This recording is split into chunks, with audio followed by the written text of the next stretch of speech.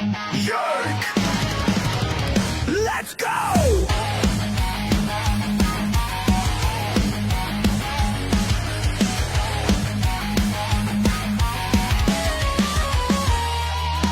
Cam's a shit kicker, 2 bombs in the lead.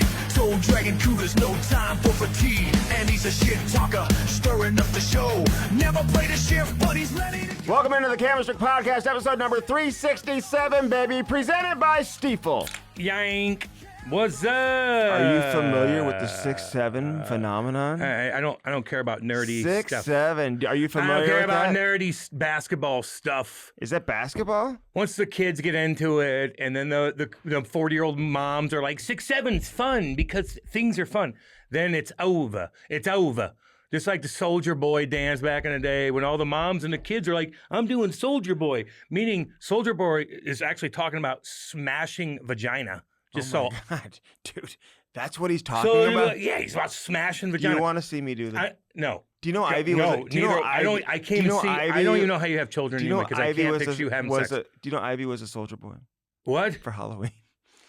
That's not good. Why? What did I just tell you? She had like 3 different costumes. They were something for point- school, something for Soldier Boy. afterward. Why would she? I even don't be know, around? dude. She hated it. She didn't even want to do it. She didn't want to be it. But like, Superman, that hoe. What do you think? oh that my God, that's what they Buddy, say. what am I doing you here? know the Why words. are they out of their goddamn? See, this is. You know they're the so words in a to the bubble. song? They don't even. They're like this. Soldier Boy. That means you want to get smashed out. Superman, I got no hope. He's smashing hoes, and you're like, this is cool. No, because listen, here's Get how you outta do it. here.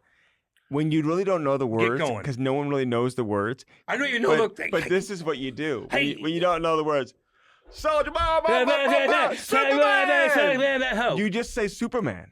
So Yeah, you're just like, let me show you again. Smashing Let me show you again. hookers Ready? is what he's doing. Let me show you again. So it's like this. Hey, hey, No, ho. it's like this. So it's Soldier Boy, Superman. Superman. So you say Superman, Okay, and then you don't know what else. Nobody cares. You don't know the rest of the words. Nobody cares. I thought it was episode 357, and I would have been a little nervous there because that That's was so funny. Wasn't that a video game back in the day? What? 357. Magnum?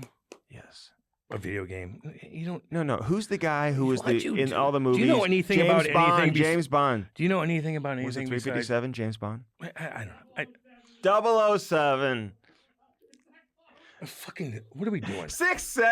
Find something. You got to do show Dude, Ty prep. likes. You got to Ty do likes show 6'7". prep. You know, got to kids do. like that. Yeah, 8-year-olds like things. Yeah, he's not 9. cool. 9-year-olds like things, and he's like, "This is cool." My 9-year-old. Are you gonna likes put that it. dip in because you keep going? You're just holding it My around. 9-year-old likes something. It must be cool. No, it's actually the opposite. Mm-hmm. It's the opposite. Once the 40-year-old women and then the 9-year-olds get into it, just like the little fucking dance that Mitch Marner did from Justin Jefferson or whatever his name is from the Vikings. Once they start doing it, it gets nerdy and nerdy fast. The gritty. Hey, oh, the gritty's like, bah, bah, bah. What?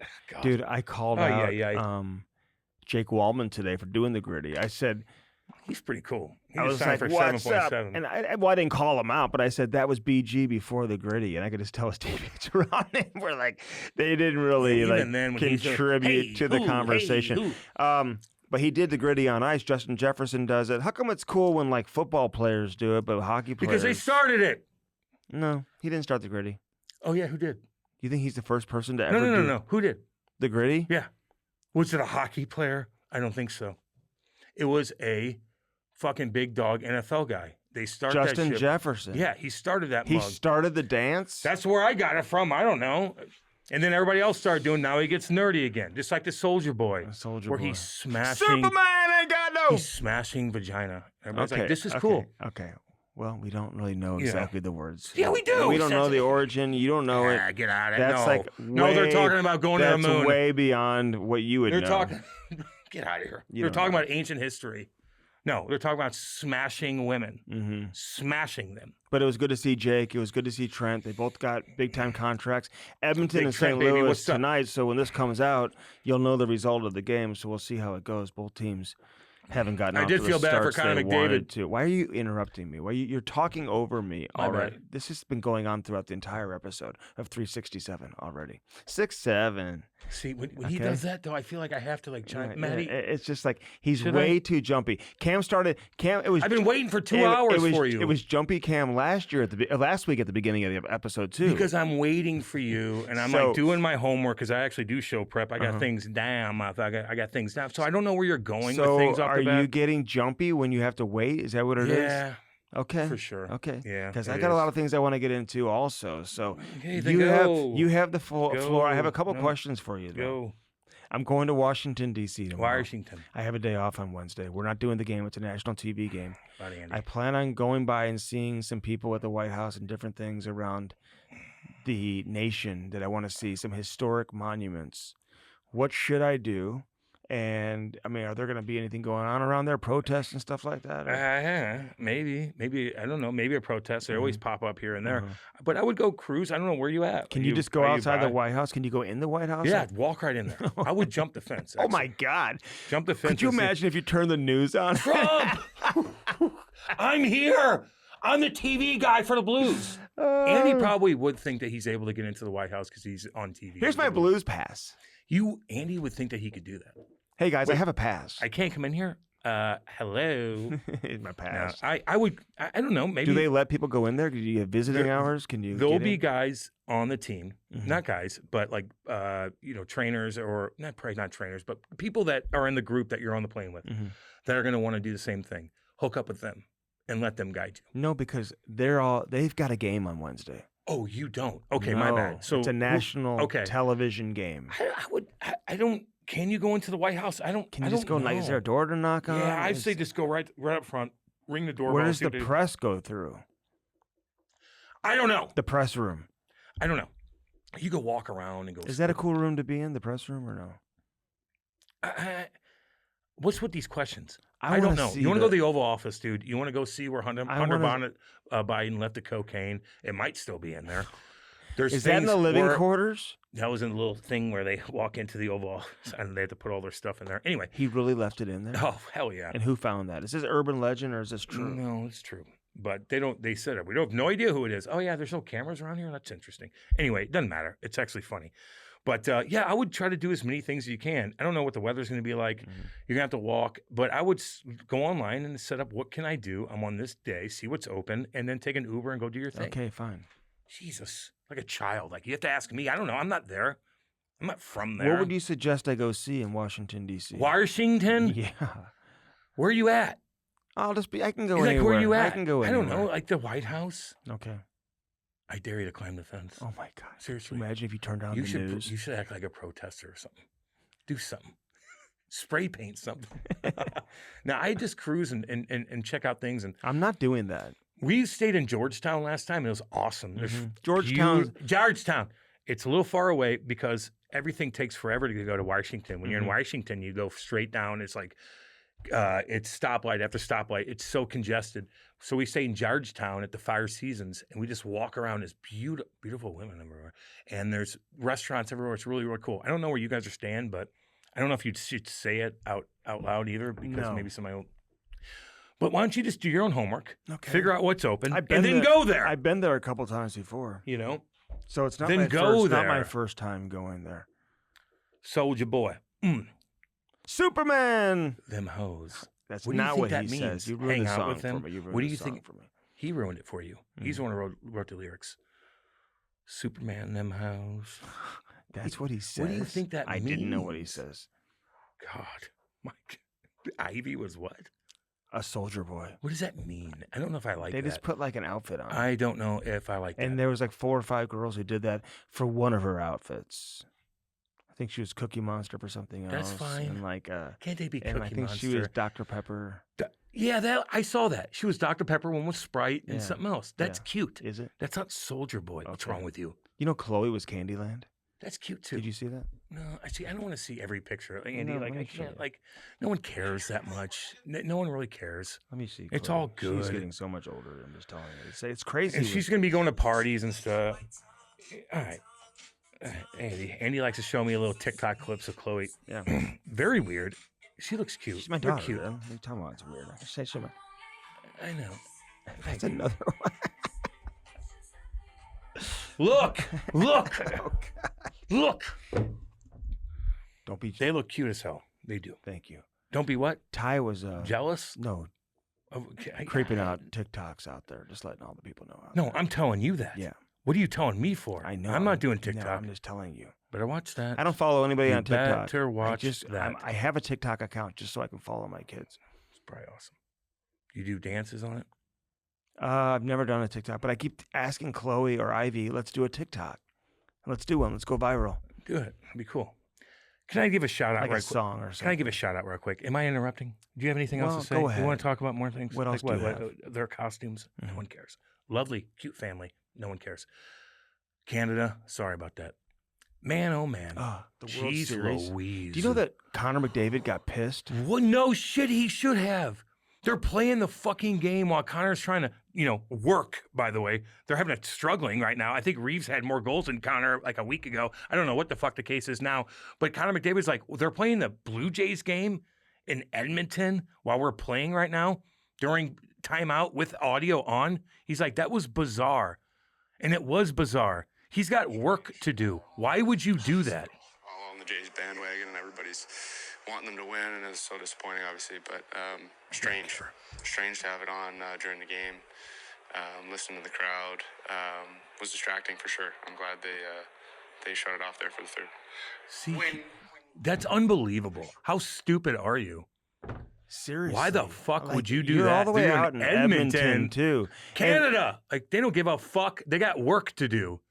Jesus Christ. They're playing the game with the audio on. They're like, everybody's like, am I playing? What am I doing? And it was confusing for the broadcasters too, because they actually announced that the Blue Jays won the World Series on the broadcast. With the third plate at the home think plate so, slide. maybe the double play. The home plate slide where he should have got maybe a little bit more of a fucking, oh man. What do you mean?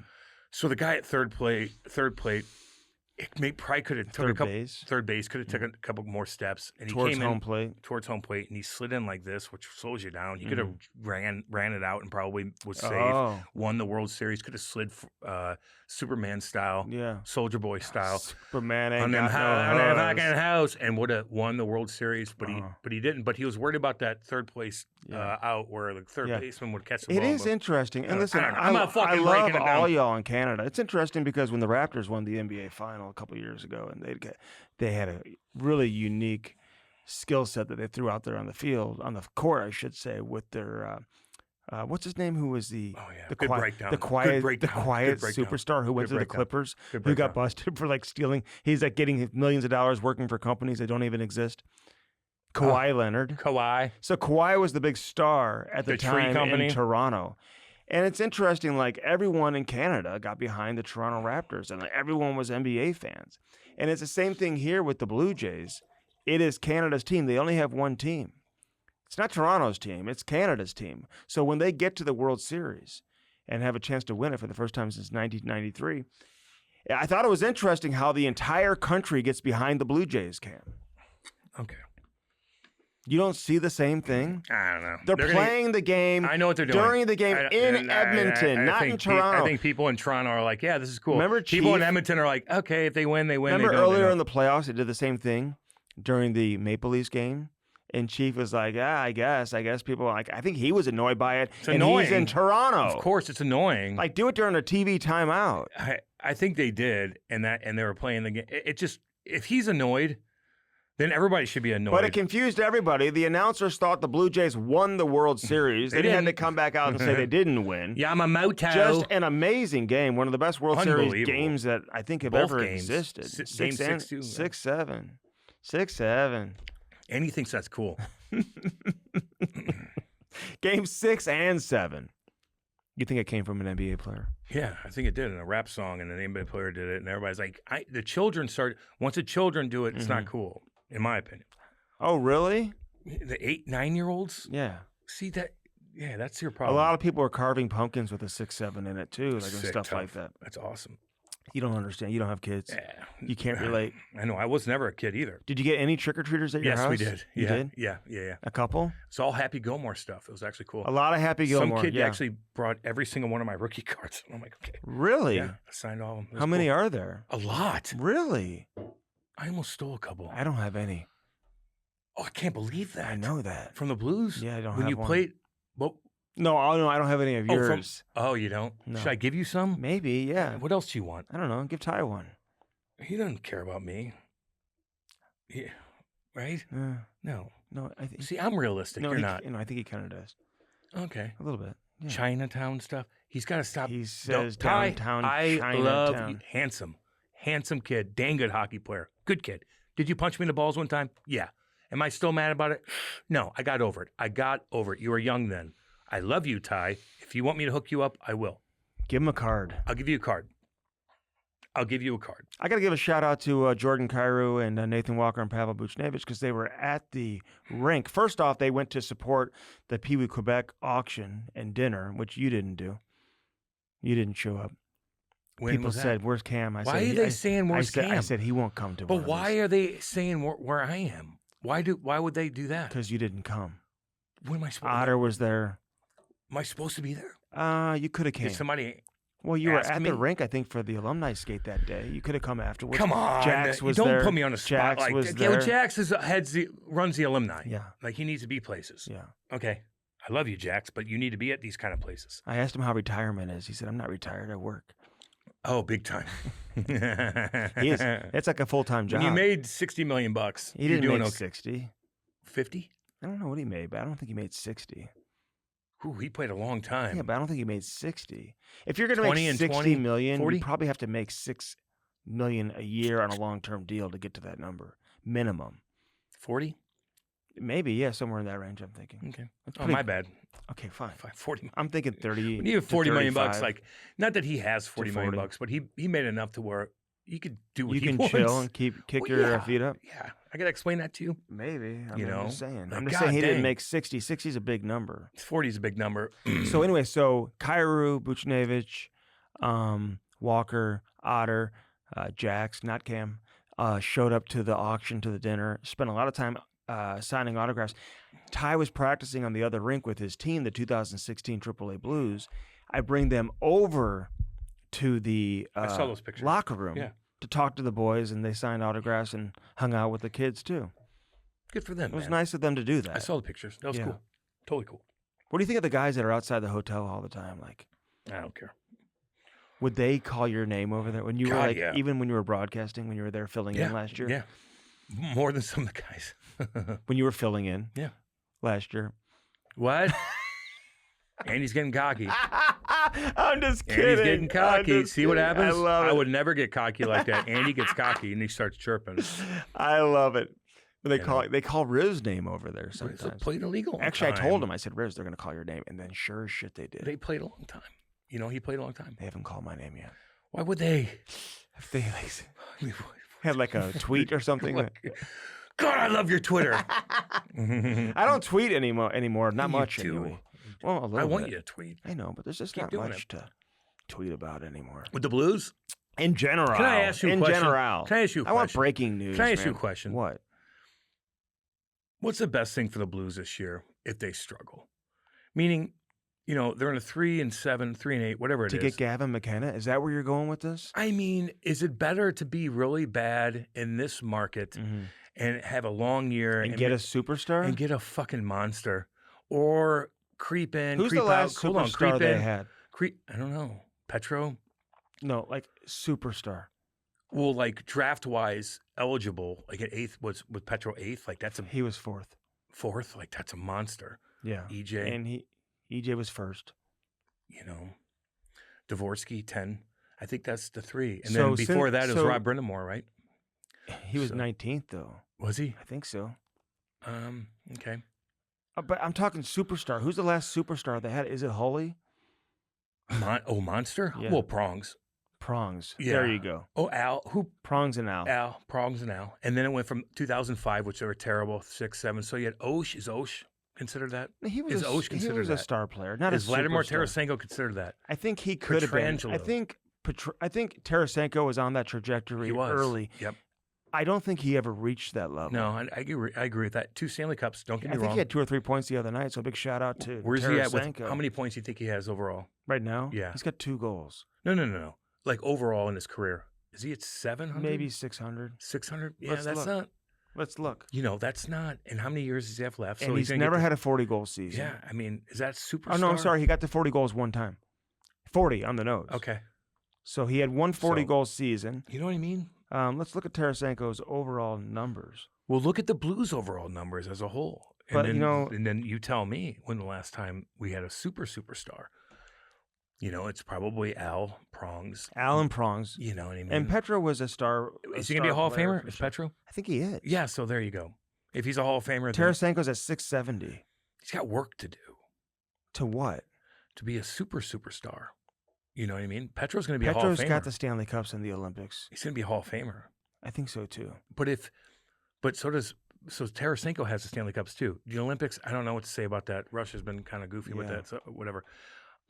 He's not close to a Hall of Famer. Petro is. So Petro's the last superstar. Okay. Does that make sense? No, it does. All right. But I'm just saying they really haven't had that guy. Not really. They won without that guy besides him. I bet you if you broke it down team by Bennington? team, has everybody had a superstar? I don't know. That one? Let's go through it. Every team? No, it'll be easy. I haven't broke my Okay, fast wait, yet. time I out. can't even think that fast. Oh, Jesus. I can't even think like that. I'm not even going to say You have a it. bar or I'm going to be something? nice today. You have a bar? I'm going to be nice, Cam, today because I don't want to have to go home and edit things out.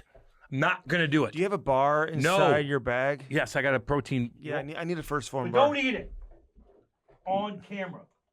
That's so rude. It's so hungry. It's a rude thing No, to a bar. do. No, eat that. Damn it. All right. Like a child. Oh, sharp cheddar. That's He's like a cool. child. Eats like a goddamn bird. That's what Bernie said on Oh, the road. God. He's like, you're not eating a whole lot. I'm like, No, dude, you yes, don't. I am. No, you're not. You eat like a bird. It's not true. I hope Ty eats. Oh, my God, he does.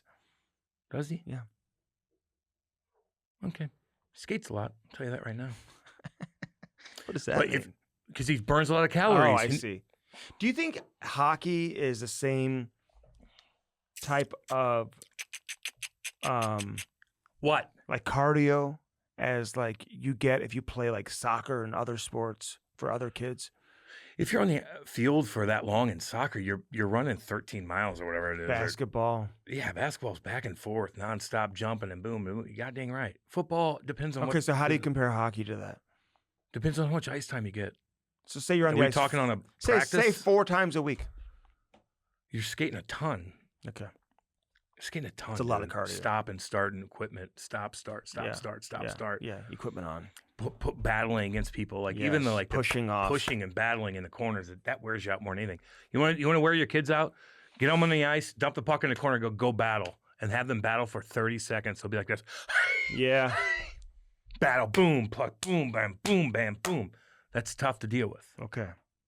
So if you want to go team by team, when's the last elite Let's go! superstar they've had? Then go. Let's I'll tell you this right gosh dang now. Let's look at it They right got now. monsters on these teams. I think McDavid is a few points shy of becoming the 4th fastest to get to 1,100 points. Yeah. I saw Crosby get to 1,700 live. We talked That's a about that. historic We moment. talked about that last week. I saw that live. So last year. Colorado, Yeah. McKinnon and McCarr. Yeah. Well, they didn't. Winnipeg, superstar.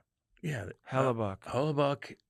He's their superstar. Connor. I mean, I'm just saying. he's their superstar. Utah, They haven't won. they haven't had a Wait, superstar. wait. Oh, you want teams that have won? Yeah. I thought that's Okay, what we were talking about. Anaheim.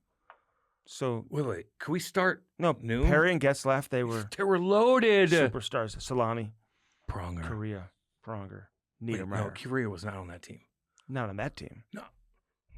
Okay. Can we start over real So quick? you talk about We're talking about the teams that won. Who has superstars on Stanley Cup winning teams? on Stanley Cup winning teams. That's what the whole question Fine. was. Okay. Edmonton Start. hasn't won in Florida a long twice time. in a row. I'm going to get there. They have superstars. Dallas. They They had Hall Why Madonna. you go there that way? Okay, yeah. I'm just going down the list. Oh, okay, here. up the list. No, I'm just going down. Go. Okay. Vegas. They were loaded. Loaded. Who was their superstar? Eichel. Yeah. Okay. Petro, Eichel. I mean, they were loaded. Okay. Yeah, they were. Okay. Seattle hasn't won. LA Kings haven't won. Yeah, but when they did, they had superstars. When did they win? They went to the final in '93.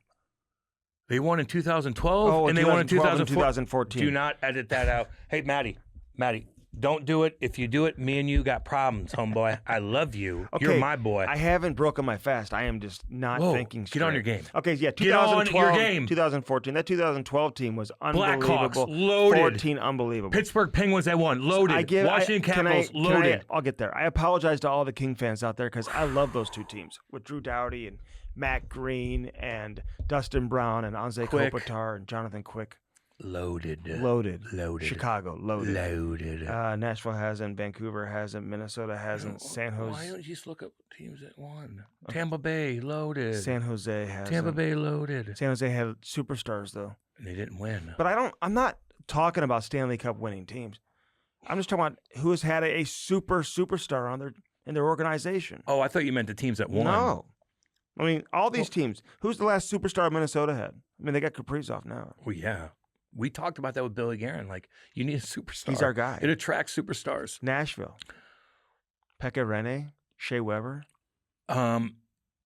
Yossi. Roman Yossi. He's pretty damn good. Will you say he's a bigger name than Shea Weber was when he was there? No.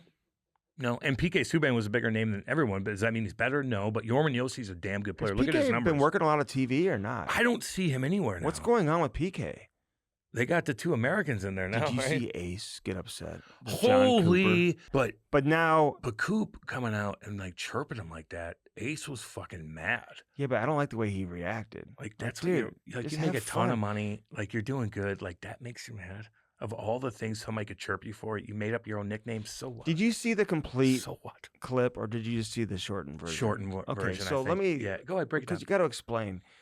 Like Coop was having fun with everybody there on the Like the he always panel. does. And Yep. let's remind people that John Cooper has worked with TNT in the past as a guest analyst. Yeah. He's very tight with Gretzky.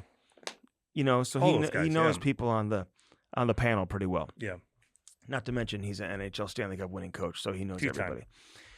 So he was having fun. I mean, he even said to like Liam McHugh, like, how do you have the credibility to host a panel when you've never even played hockey and your kids don't even play?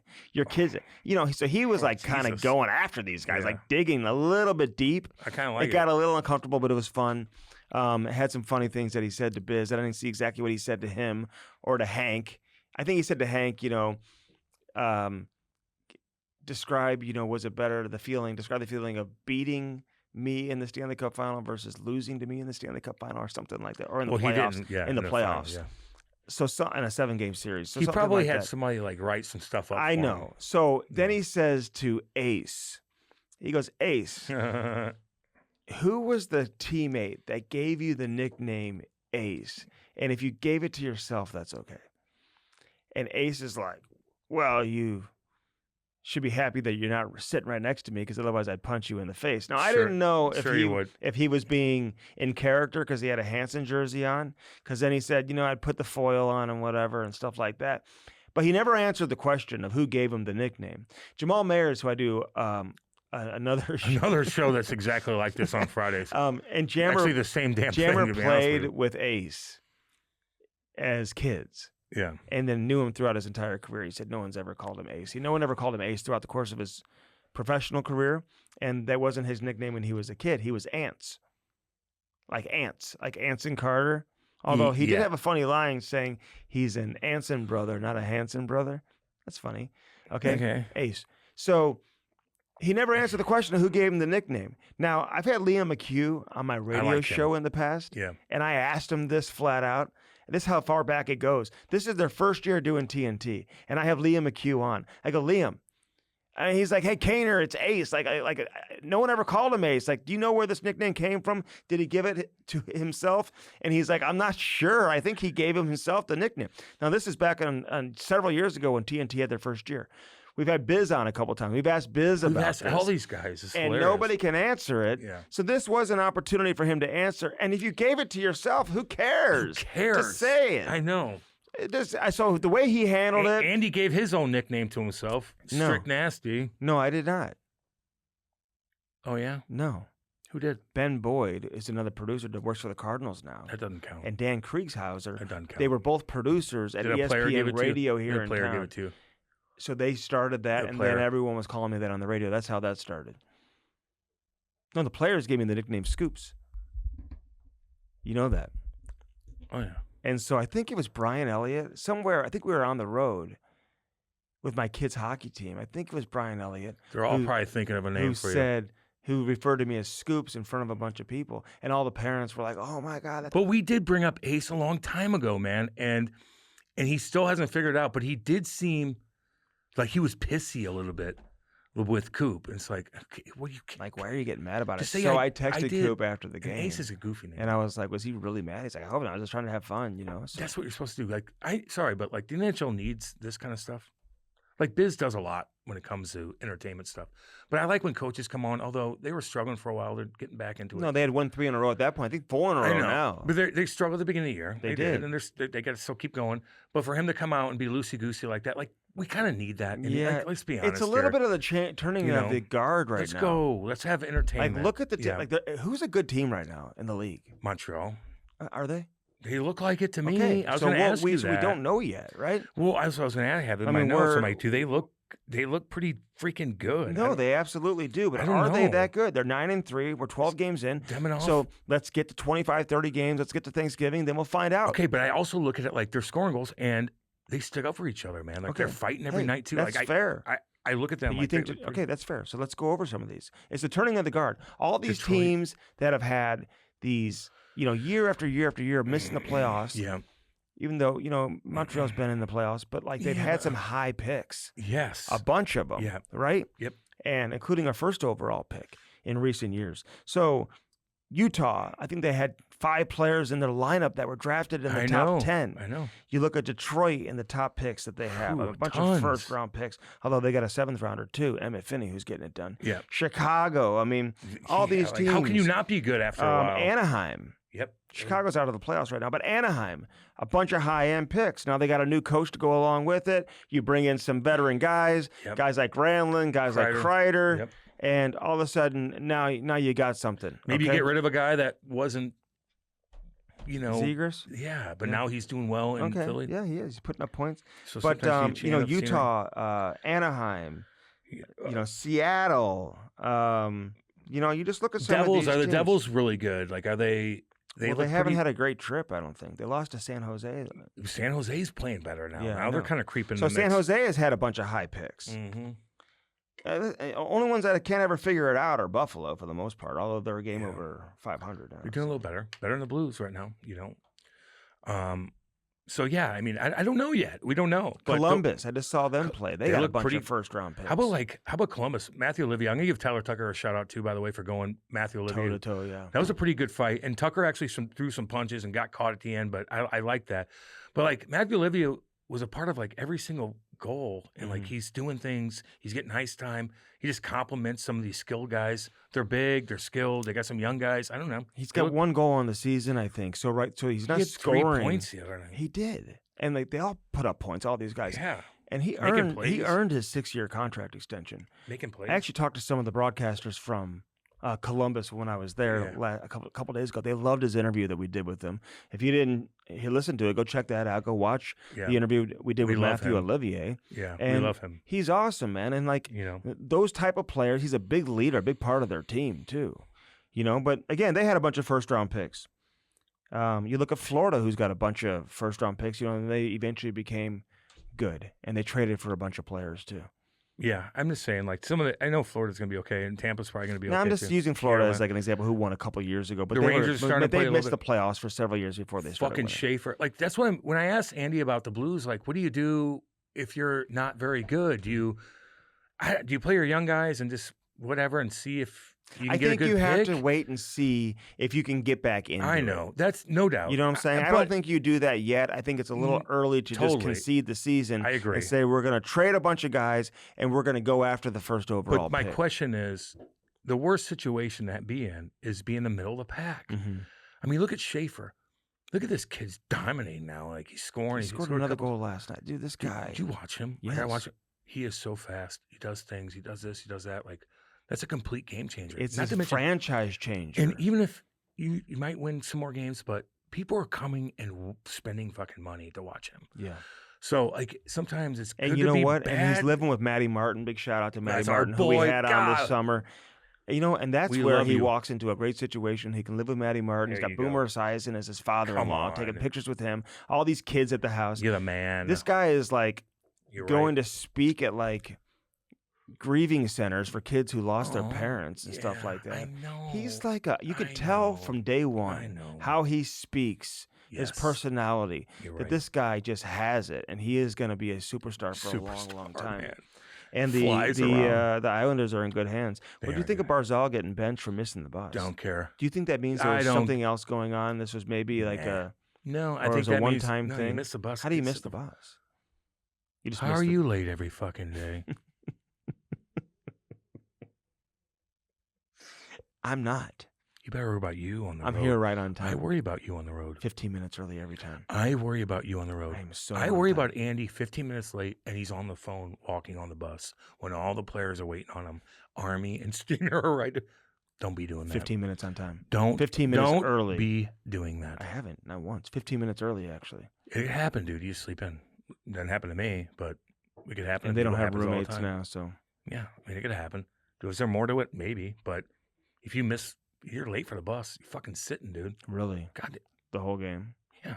In football, You can't just. in, You can't. in listen, football, you could run and like run over a small child with your Ferrari going 190 miles an hour and still be in the lineup next day. okay, but they may miss a quarter or something like They that. might miss a quarter. Like only killed one person.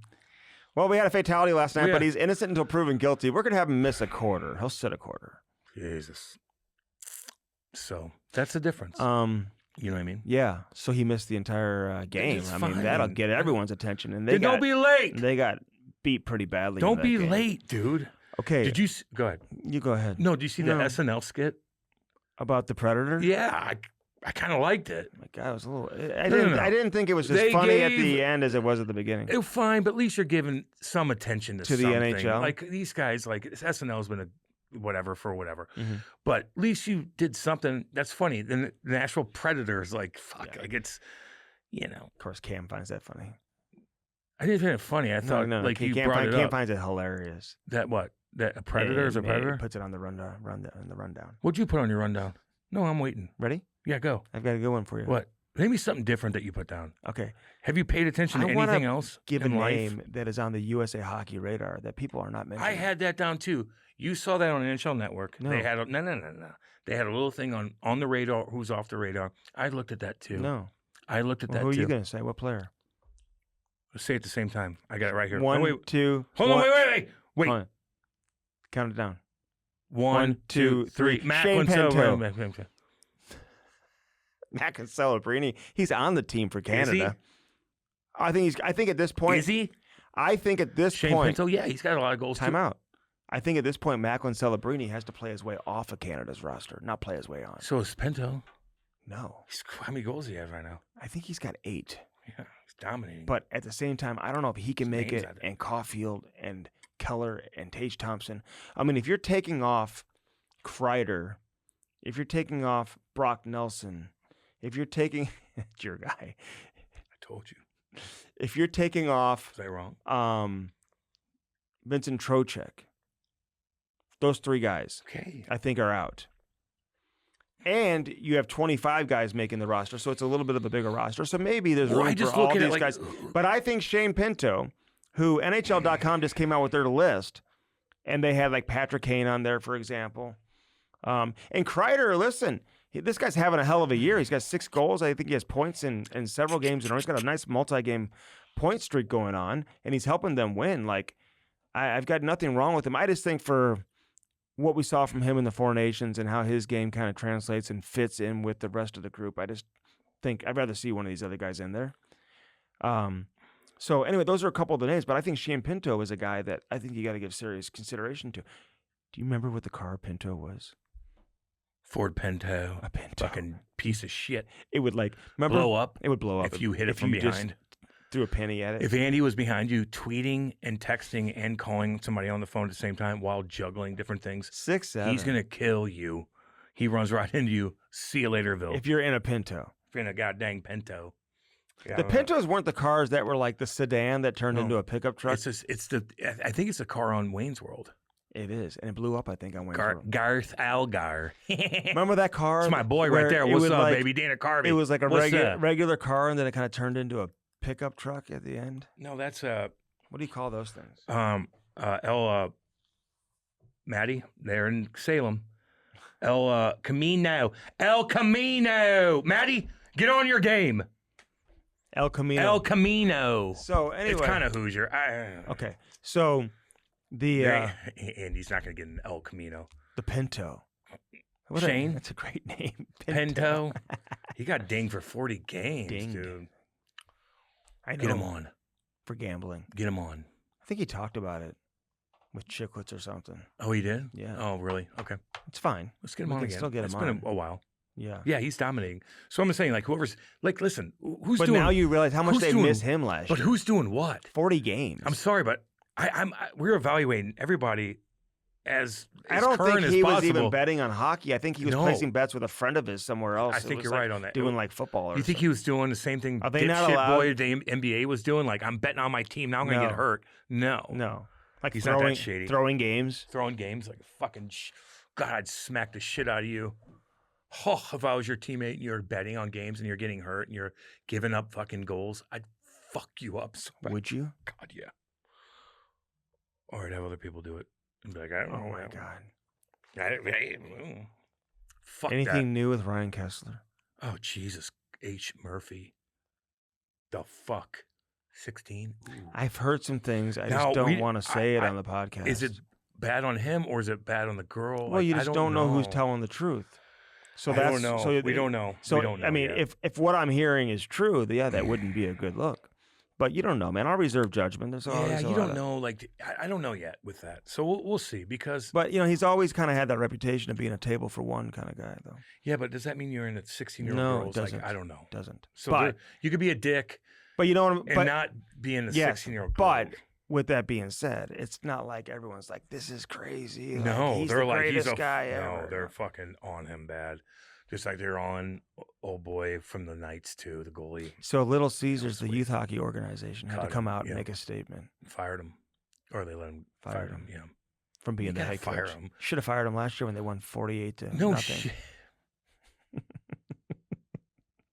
Andy, that's He wasn't there at the game. so ridiculous. And I would have put my foot down and been like, this is fucking unacceptable. Mhm. You beat a team 46-0. Yeah. And I'm not there. Fuck you guys. How dare you? Call the game. It's over. I don't know what you do. Stop scoring. Give him the puck. Gives a shit. Hey Cam, it's Ace. We said this 6 years ago.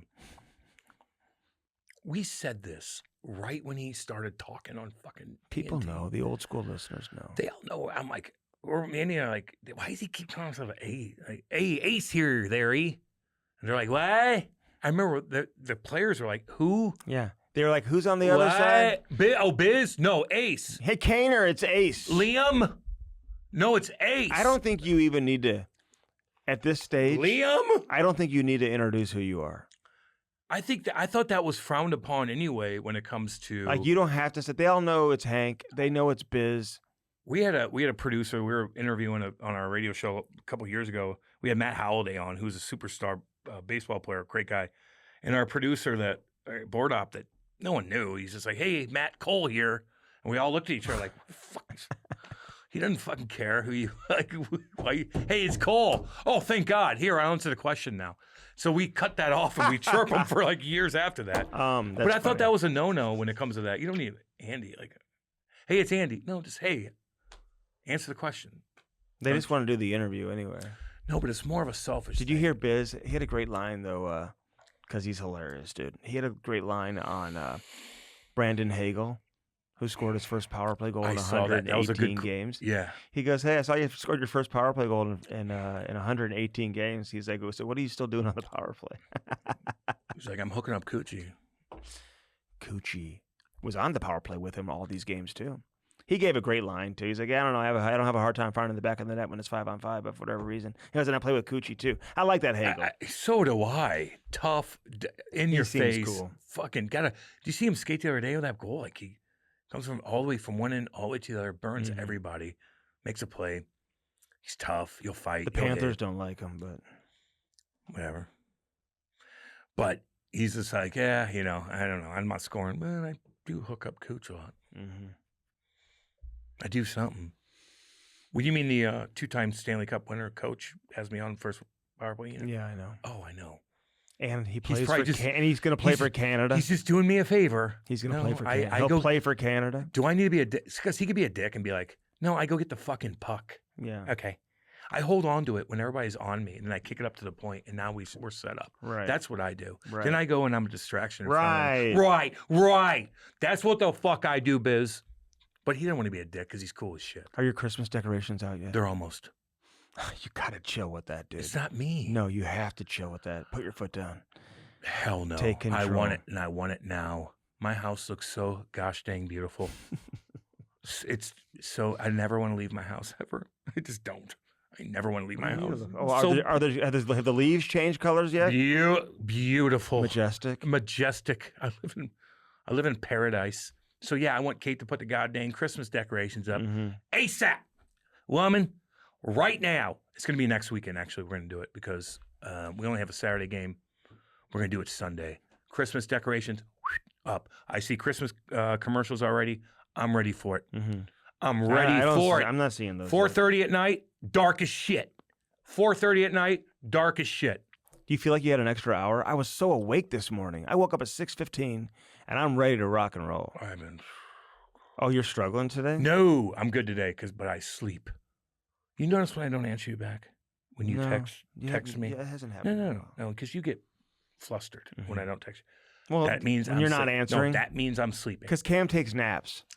Like, stop taking naps, dude. Why? You got to be I don't available. have kids. You have to be I don't have available. kids. You got to be available during the afternoon. For what? If I need to get a hold of you with something, like so and you you're could talk. sleeping, No. So and what do you you're call me? Sleeping, it's what annoying. do you call me for? Something that happened to you that day has nothing to do with the podcast. Has nothing to do. It's about Andy's life. He needs me up for my naps so he can talk about his life. Hey, this happened. I'm his therapist. No, I am. Oh shit. I am. I do a I pretty would be damn a good. good job as a therapist. Oh. And he's like, "Hey, how's your mom doing? She's dead." So anyway, Ty. That did happen one time. What? Andy calls me and goes, "How's your mom doing?" I go, "Well, she died." And he's like, "Oh, that's great." So anyway,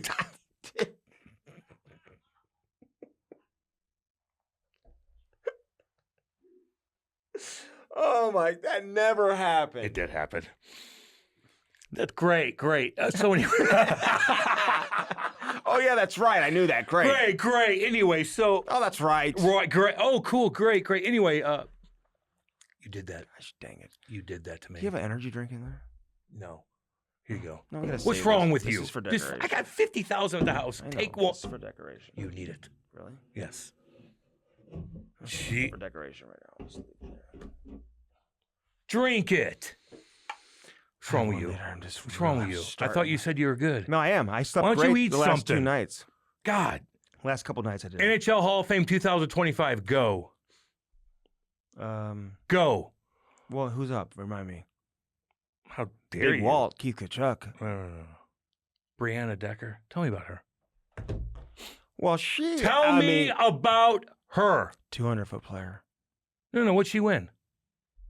Brianna Decker. Several. What'd she do? Several, What position? Several world. What several world position? No. champions. What position? Defenseman. Defensewoman. Defense person. What is it? Defense I'm person. getting uncomfortable. Defense person. What kind of player was she? Physical. Oh yeah. Yeah. Like checking. She put guys down like Scott Stevens. I think she had Girls down. She could play in both ends. Could they hit? Technically, you're not allowed to, but it's Oh, very, okay. very physical. Tell me more about her. Long stick. You don't know. Good size in the back end. You. I think don't- she was Oh, number- how big is she? I think she was number 5. How big is she? I think she's at least 6. Foot. I think so. Oh. Remember all that, all y'all out there. Okay, did she Jennifer make it? Botterill. Tell me about her career. Good on faceoffs. She's a forward. She a center. I think she played forward. She a center. I don't remember her. She a right hand or left hand shot. She was good on faceoffs. Right hand or left hand shot. I'm gonna say left. Oh man. Was she right? Oh, fuck, I don't know. I don't act like I know. She's on television. I don't act like I know. She's on television. I don't act like I know. You do. She's on Hockey Night in You virtue Canada. signal. You have no She's idea. on Hockey Night in They're Canada. Hall of Famers, Andy. I need your help with things. Yeah, but you don't know all the No. female basketball I Hall know of Famers. nothing. I didn't know the Olympics were Olympic size ice. I got chirped for that. You didn't correct me. Oh, it used to be. I need you for this kind of stuff. Okay, I didn't even hear you say that. I need you for this I kind of stuff. I wasn't even listening. And you to don't know how to when break you said down that. Jennifer Botterill. Okay, give me somebody else. No, she said she's great on faceoffs. And What she's if clutch. she's a defenseman? She's clutch. What if she's a defenseman? She goes to the net. She goes to the hard areas. And as a D-man, woman, D person. you don't know anything. What position is she? How do you not? Oh, Jesus. I don't know as much. Oh, Jesus. Did she play at Harvard? I think she played at Harvard. Who's her brother? I think she played at Who's her Harvard too. Jason. What's he do? He was a former general manager of the Buffalo Sabres, and now he works with the Seattle Kraken. There you go. You know the guys. Oh, Jesus. What are you trying to say? Work on your game. I need you. I told you all about her. I need you. She went to Harvard. I She won need you- national I championships. need you for this kind of she stuff. won gold medals. I need you for this kind of What stuff. else do you need to know? I don't know. 200-foot player, I great don't on know. faceoff. She goes to the hard areas. Let me give you some more guys. And gals.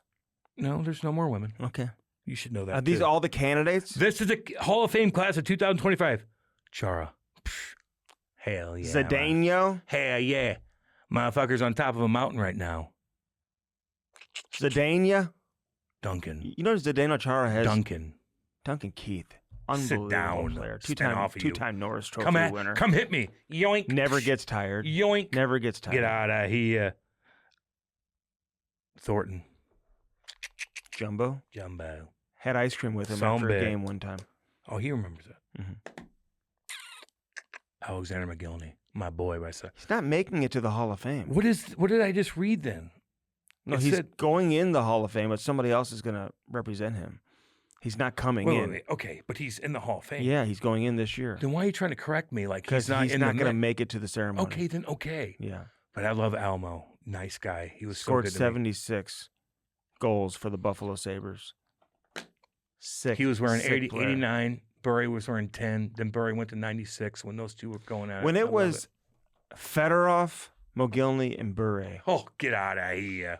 it was, My favorite I ever. love So those I love it. Russians, I love man. them so much. yeah. I do. Mm-hmm. Those Russians are so cool.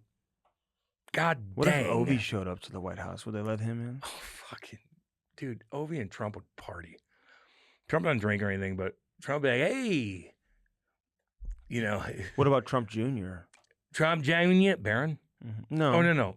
Don Jr.? Barron is 6'9".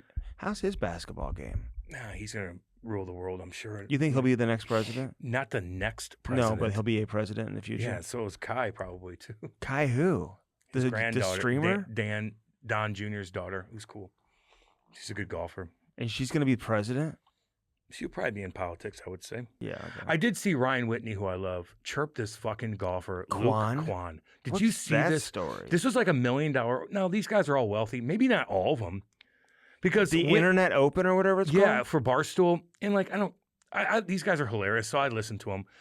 But like this fucking golfer who's not even like a pro golfer, but he acts like he is. He's not a pro golfer? I don't know. Is he on the tour? They Like, he hasn't drafted him. They drafted They him. spent all this money on him. Just like if I got drafted into a fucking fantasy camp, like I'm busting my ass for you. You guys spending a ton of Cam, money. That's how you try as hard as you can and all those things. Because they spend a ton of money on me. No, you and I try.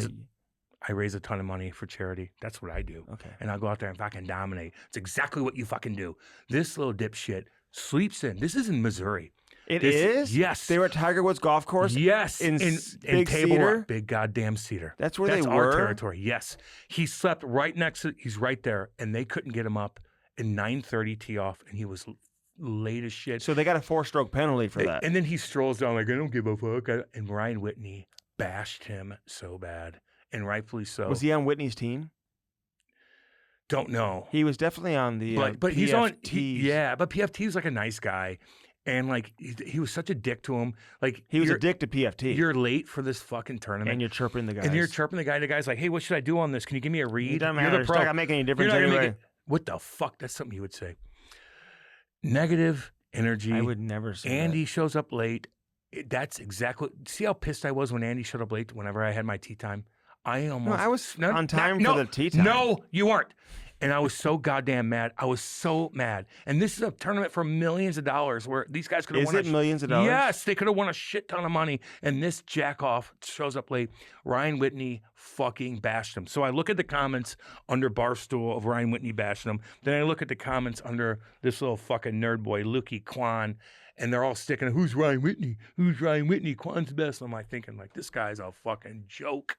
I would have fucking bashed him too. You would have? Fuck. Yeah, dude. Well, he didn't apologize. That's you didn't part apologize. Of the If problem. you would have sprinted down, just like they He's said, like, dude, I'm so sorry. I overslept. My alarm didn't work. Yeah, here. What do I need to do? And what then, do I need to do? And then busted your ass and birdied 5 holes in a row. But you didn't.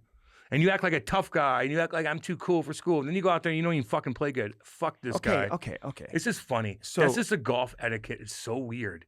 These golfers are all individual.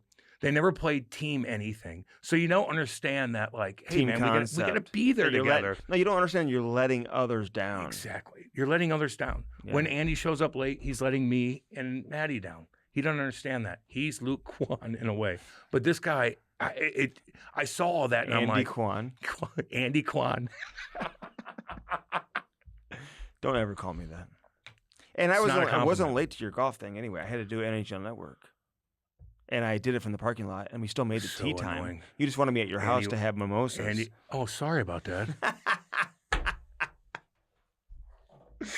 Oh, shit. You know. So who you taking? Tage Thompson, Shane Pinto. Right now? Clayton Keller. Oh, man. I don't know. Nick Schmaltz is on the list now, Schmaltzy too. I think there was a list. Let me give you another name. Because this guy should be on the list. Who? And I swear to God, he's not on the radar. And I've watched this guy play live twice this season. Who? I saw him play as a kid when he was playing for the Junior Blue Jackets back in the day. And you're going to tell me that Kiefer Sherwood, who's got like 8 or 9 goals on the season, he's in the top 5 in goals, I think. Get out of here. Breakaway goals. He hits. He's got a great shot. Penalty kills. His moves on the breakaway are unbelievable. His breakaway moves are ridiculous. Bam. Like, I don't know if he's even eligible to be considered because I think there was like an initial list that was created. So you can't. The way it was described to me that maybe you can't be considered if you weren't on that initial list. You are 100% right about him. And I'm like, this guy can't play on your 4th line and run around and crush guys. And penalty kill. So your superstars don't have to. And crush McDavid. Get out. There you go. He played against the Blues the other night. The first time he played against the Blues, he scored two goals, crushed guys, dominated the whole game. Goals. He comes out, plays against the Blues again, dominates, hat trick, hitting guys, chirping everybody, breakaways. Jesus Christ. Kiefer Sherwood. Put him on the 4th line. Let's go. Make him the 25th player. How can they? Why not? Well, you just said that there's rules. Well, I don't know. I got to double check that because somebody's saying he wasn't on like an initial list. What's that mean? A Put him on the source list. told me that, and I'm like, I just didn't follow up the conversation. Put him on like, the wait, list. Does he need to be on the list? The list. The list. Who's on the list? Is Lane Hudson on the I'll tell list? you who's on Prince Andrew. That Werenski's amazing, by the way. Oh God, yeah. We knew that. Columbus. Can looks I pretty talk good. about Columbus? Can I take a piss? Watching hockey in Columbus. Yeah, you got scared, I heard. Columbus is an interesting place to watch a game. Now, listen, I'm not chirping it whatsoever. The fans get into it. They have great fan support. It's a great building. They got their cannon going. It's loud, and I'm not a big fan of the cannon, but I think if you're a fan of the Blue Jackets, then you like the cannon, right? So it is what it is. I'm not anti-cannon, but I don't you love know the the history cannon. of a Blue Jacket and stuff. Yeah, they're from the Confederates. Is it when like the It's like Confederates? Betty Ross or something. Confederates? Blue Jackets? Tell me what it is. It's the North and the South, right? Where are Confederates at? South. And the Blue Jackets were North? Mm-hmm. Okay. So I was on the right. It's been a while since I had 4th grade history, dude. We'll figure it out. Ty loves history. I bet. He's been watching a lot of... With a daddy like you, I'm sure he's into it. You guys really break it down, I'm sure. He's been watching history. documentaries. Oh and yeah, stuff. like what? I'm gonna think of it here in a second because he was just telling me. Ty likes history. Oh yeah, what's he watching? I don't know. The war with like Troy. You know what I'm talking You about? need to know American history first, probably. The war with Troy. Back in the day. Okay, so anyway, Columbus. Interesting. I had never been to a game there. I had been there before for USA Canada stuff in the 2004 World Cup. But it's interesting. As much as the Blues have played Columbus, I had never been to a game in Columbus. Preseason games I've been there for. I've been to preseason games in Columbus on multiple occasions. But you know how it is preseason. You fly in day of, and then you come home right after the game. You played, right? Get to the point. It has a little bit of a minor league atmosphere. Not bad. I'm not like chirping them at all, but it just kind of has a little bit of that like kind of minor league feel to it. You know? Do you feel the same when you go there? Sitting up top, I don't know. That And was maybe pretty it's like a packed. small town. No, the people are there. It's packed. But I just think like they have a ton of fan support. Maybe it's because it's like not like a big professional sports town, more of a college town. Brings a little more of that vibe to it. I thought it was going to have like a younger party vibe to it with younger fans, Yeah. like college fans, but it really wasn't that either. It just kind of I felt don't like think they know where they're at right now. it just kind of felt a little bit. You know what I mean? Without I'm I not do. chirping. I It's know. just And more I like usually a- do chirp you, but I get what you're saying. like a minor league feel. Like they're not putting enough money into the presentation during the The game. presentation. Yeah. Presentation. During the game. I get that. I think you got to win before you really know what Yeah. you are. And I hope they do Right, like, eventually because I like their coach and I like their players. I think if you win and you're really successful, maybe for a couple of years, even if you don't win the whole thing, but you're in the mix. You figure out what the Blue Jackets are. Yeah. Like we're this and this. Right. We're going to keep this motto. And I like the broadcasters, Jody Shelley, Yeah. Steve Mears, all those Yeah, I guys. do too. I really too. like the PR staff. They've helped us cool. out in the past. I like their team. I like their coaching staff. I like everything about them, but it's just interesting. It's a different type of town. It's almost like I don't know. There's not many towns like that in the NHL. Is what I'm trying to say. No, and you're right. It's a college town, but it's a nice town. There's not much going on there. But Ohio State was playing Penn State that day. Yeah, and they killed them. But I just think that they need to focus. They need to be successful for a bit, and then figure out what they are as far as their presentation is concerned. No, it could be presentation or Presentation. presentation. But I think you're right on that. But if there's people there, was it packed? Were there people? I think there was a lot of people there. Yeah. fans Okay. Then and stuff, that's yeah. all that matters right now. How about you win, and how about you pump up your superstars, and then everything falls in line. Mhm. The Blues have been through so many different things Yeah. throughout their lifeline, Mhm. right? Mhm. Gloria to this, to that. Now it's Ozzy Osbourne. So it's just like you gotta, whatever you are, Yeah. you're that at that moment. I Just don't know. so many great superstars have come through here. Compared to a lot of places, we've had monsters Monsters. superstars in St. Louis for decades and decades and decades. Yeah. And you finally won. So now you have a little bit of leeway to figure out what you are again. Mhm. But Columbus is still finding out who they are as Yeah. an organization. Yeah. You know, what are we? Who, the Like, Blues? no, Columbus. Oh, They're what like, are we? what are we? Like, are we Well, they're coming. fun? They're coming. Are we this? Are they that? Are we They that? are coming, I think. I think you're right. I think we I saw hope it down so. the stretch last season, although they struggled a little bit down the stretch, but they put themselves in good position before they really hit that stretch run. Yeah, I And they like fell them. I out. like their coach. And they've had some serious adversity they've had to Oh, overcome. Jesus. I mean, just sad, horrible things. Johnny Gaudreau, and I think the killer came out and said something like, What did he say recently? He wants some of the What did he- evidence tossed out or tossed something. out. Fuck you, fucking psycho. You're done. And of course, the horrible fireworks situation. Oh, Jesus, killed that Oh poor my goalie. God. Ay, ay, ay. And then the coaching thing with Babcock. Ay, ay, Oh my ay, God! There's been a lot of yes, stuff and happening not there. that long of a time. Like almost in In like succession. 7 years, all that 3 monster things happened. The And it- Babcock thing. Babcock thing. Let me see your Jesus. phone. Let me see your phone. That blew up. Wasted money. Wasted everything. Like your leaders look terrible in that Mm-hmm. situation. Yeah. Who's your favorite team to watch right now in the league? Montreal. Okay. I told you that. They're in overtime every game, I feel like. That's fun. dominate. Caulfield scores and their place goes Demi crazy. Duff, you like him? I heard you mention him. Yeah, earlier. he looks good. He got whacked the other day, and everybody jumps the guy. And I it's know. just like They play together, man. I love that. That's what I'm talking about. Like, Yeah. I think they're real. Marty St. Louis at the helm. Like, okay. Like, I kind of root for them, man. They're interesting. The Devils. Yes, they're interesting. They're fast. They're fun. Let's Where do go. you put Jack Hughes? Is he in your He's top up. 5 or is he in your top 10? Where do you He's have him? upper echelon of superstars. Top right now. 10? I don't think you can be a super. Can you be? can't go. Where's the line at for superstars? Can you be 15, top 20? 20 in the league and be a superstar? Or is it top 10? Probably top 10. He's up there. What's his points right now? He dominates games. He's fun to watch. I can't put him. He's got the look. He's got everything. Do I look at him as a superstar? Yeah. I can't put him in do. the top 5. No, that's fine. But he is Top 10, sure. Top 10. Yeah, I could throw that out there. He's a superstar, no doubt. Okay. No doubt. You know. Let me ask you a few other guys. Celebrini's 5th in the league. Oh right my now in God, scoring. he's flying. He's winning battles in the corner. He's like He's fighting. actually Him and Mo Sider went he's toe to actually toe. 2 points from tying Mark Scheifele for the league lead. Will this guy get 100 points?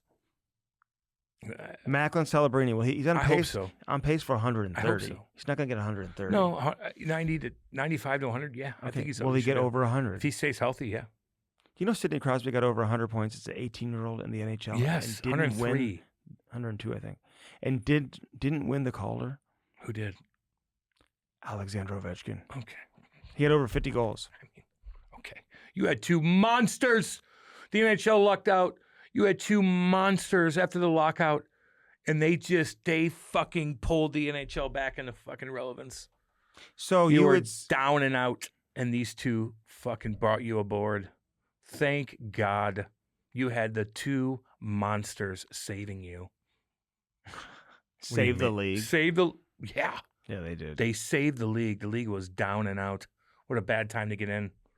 Just like me, like I'm like, oh God, we're on versus. There's duck hunting going on, and all of a sudden, here, a hockey game.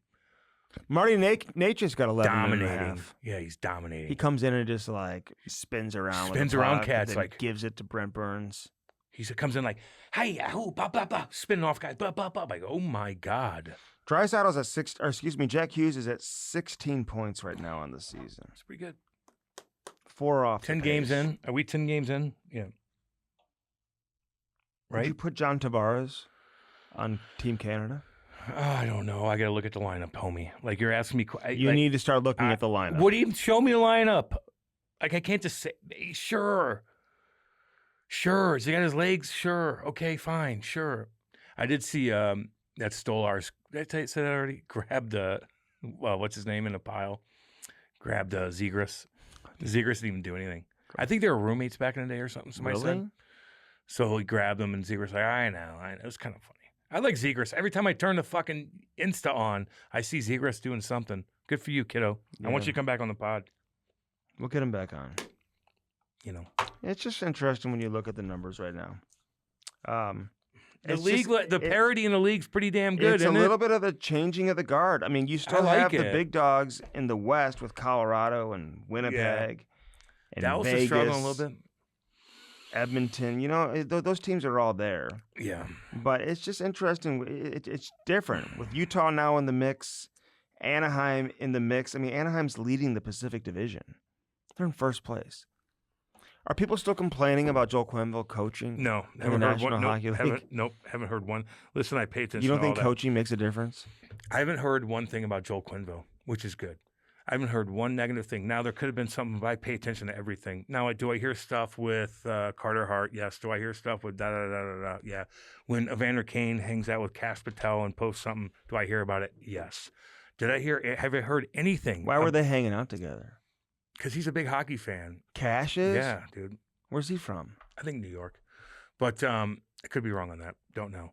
But anyway, What's his origin? who cares about him? No, Cash Patel. Who cares about him? What's his origin? Look it up real quick. I don't know. He's not African American, is he? I think he's more Indian. Is he? Okay. Anyway, I just think that, what the fuck was I saying? God damn it, Andy. About the league and everything. Anyway, it doesn't matter. Ass. Will Toronto make the playoffs? No. They have the same number of points as Buffalo. Now, Yeah, I don't know. Probably not. They just don't have a whole lot of identity I don't either know. right now. I don't know what they are. I don't know what they are. Don't know.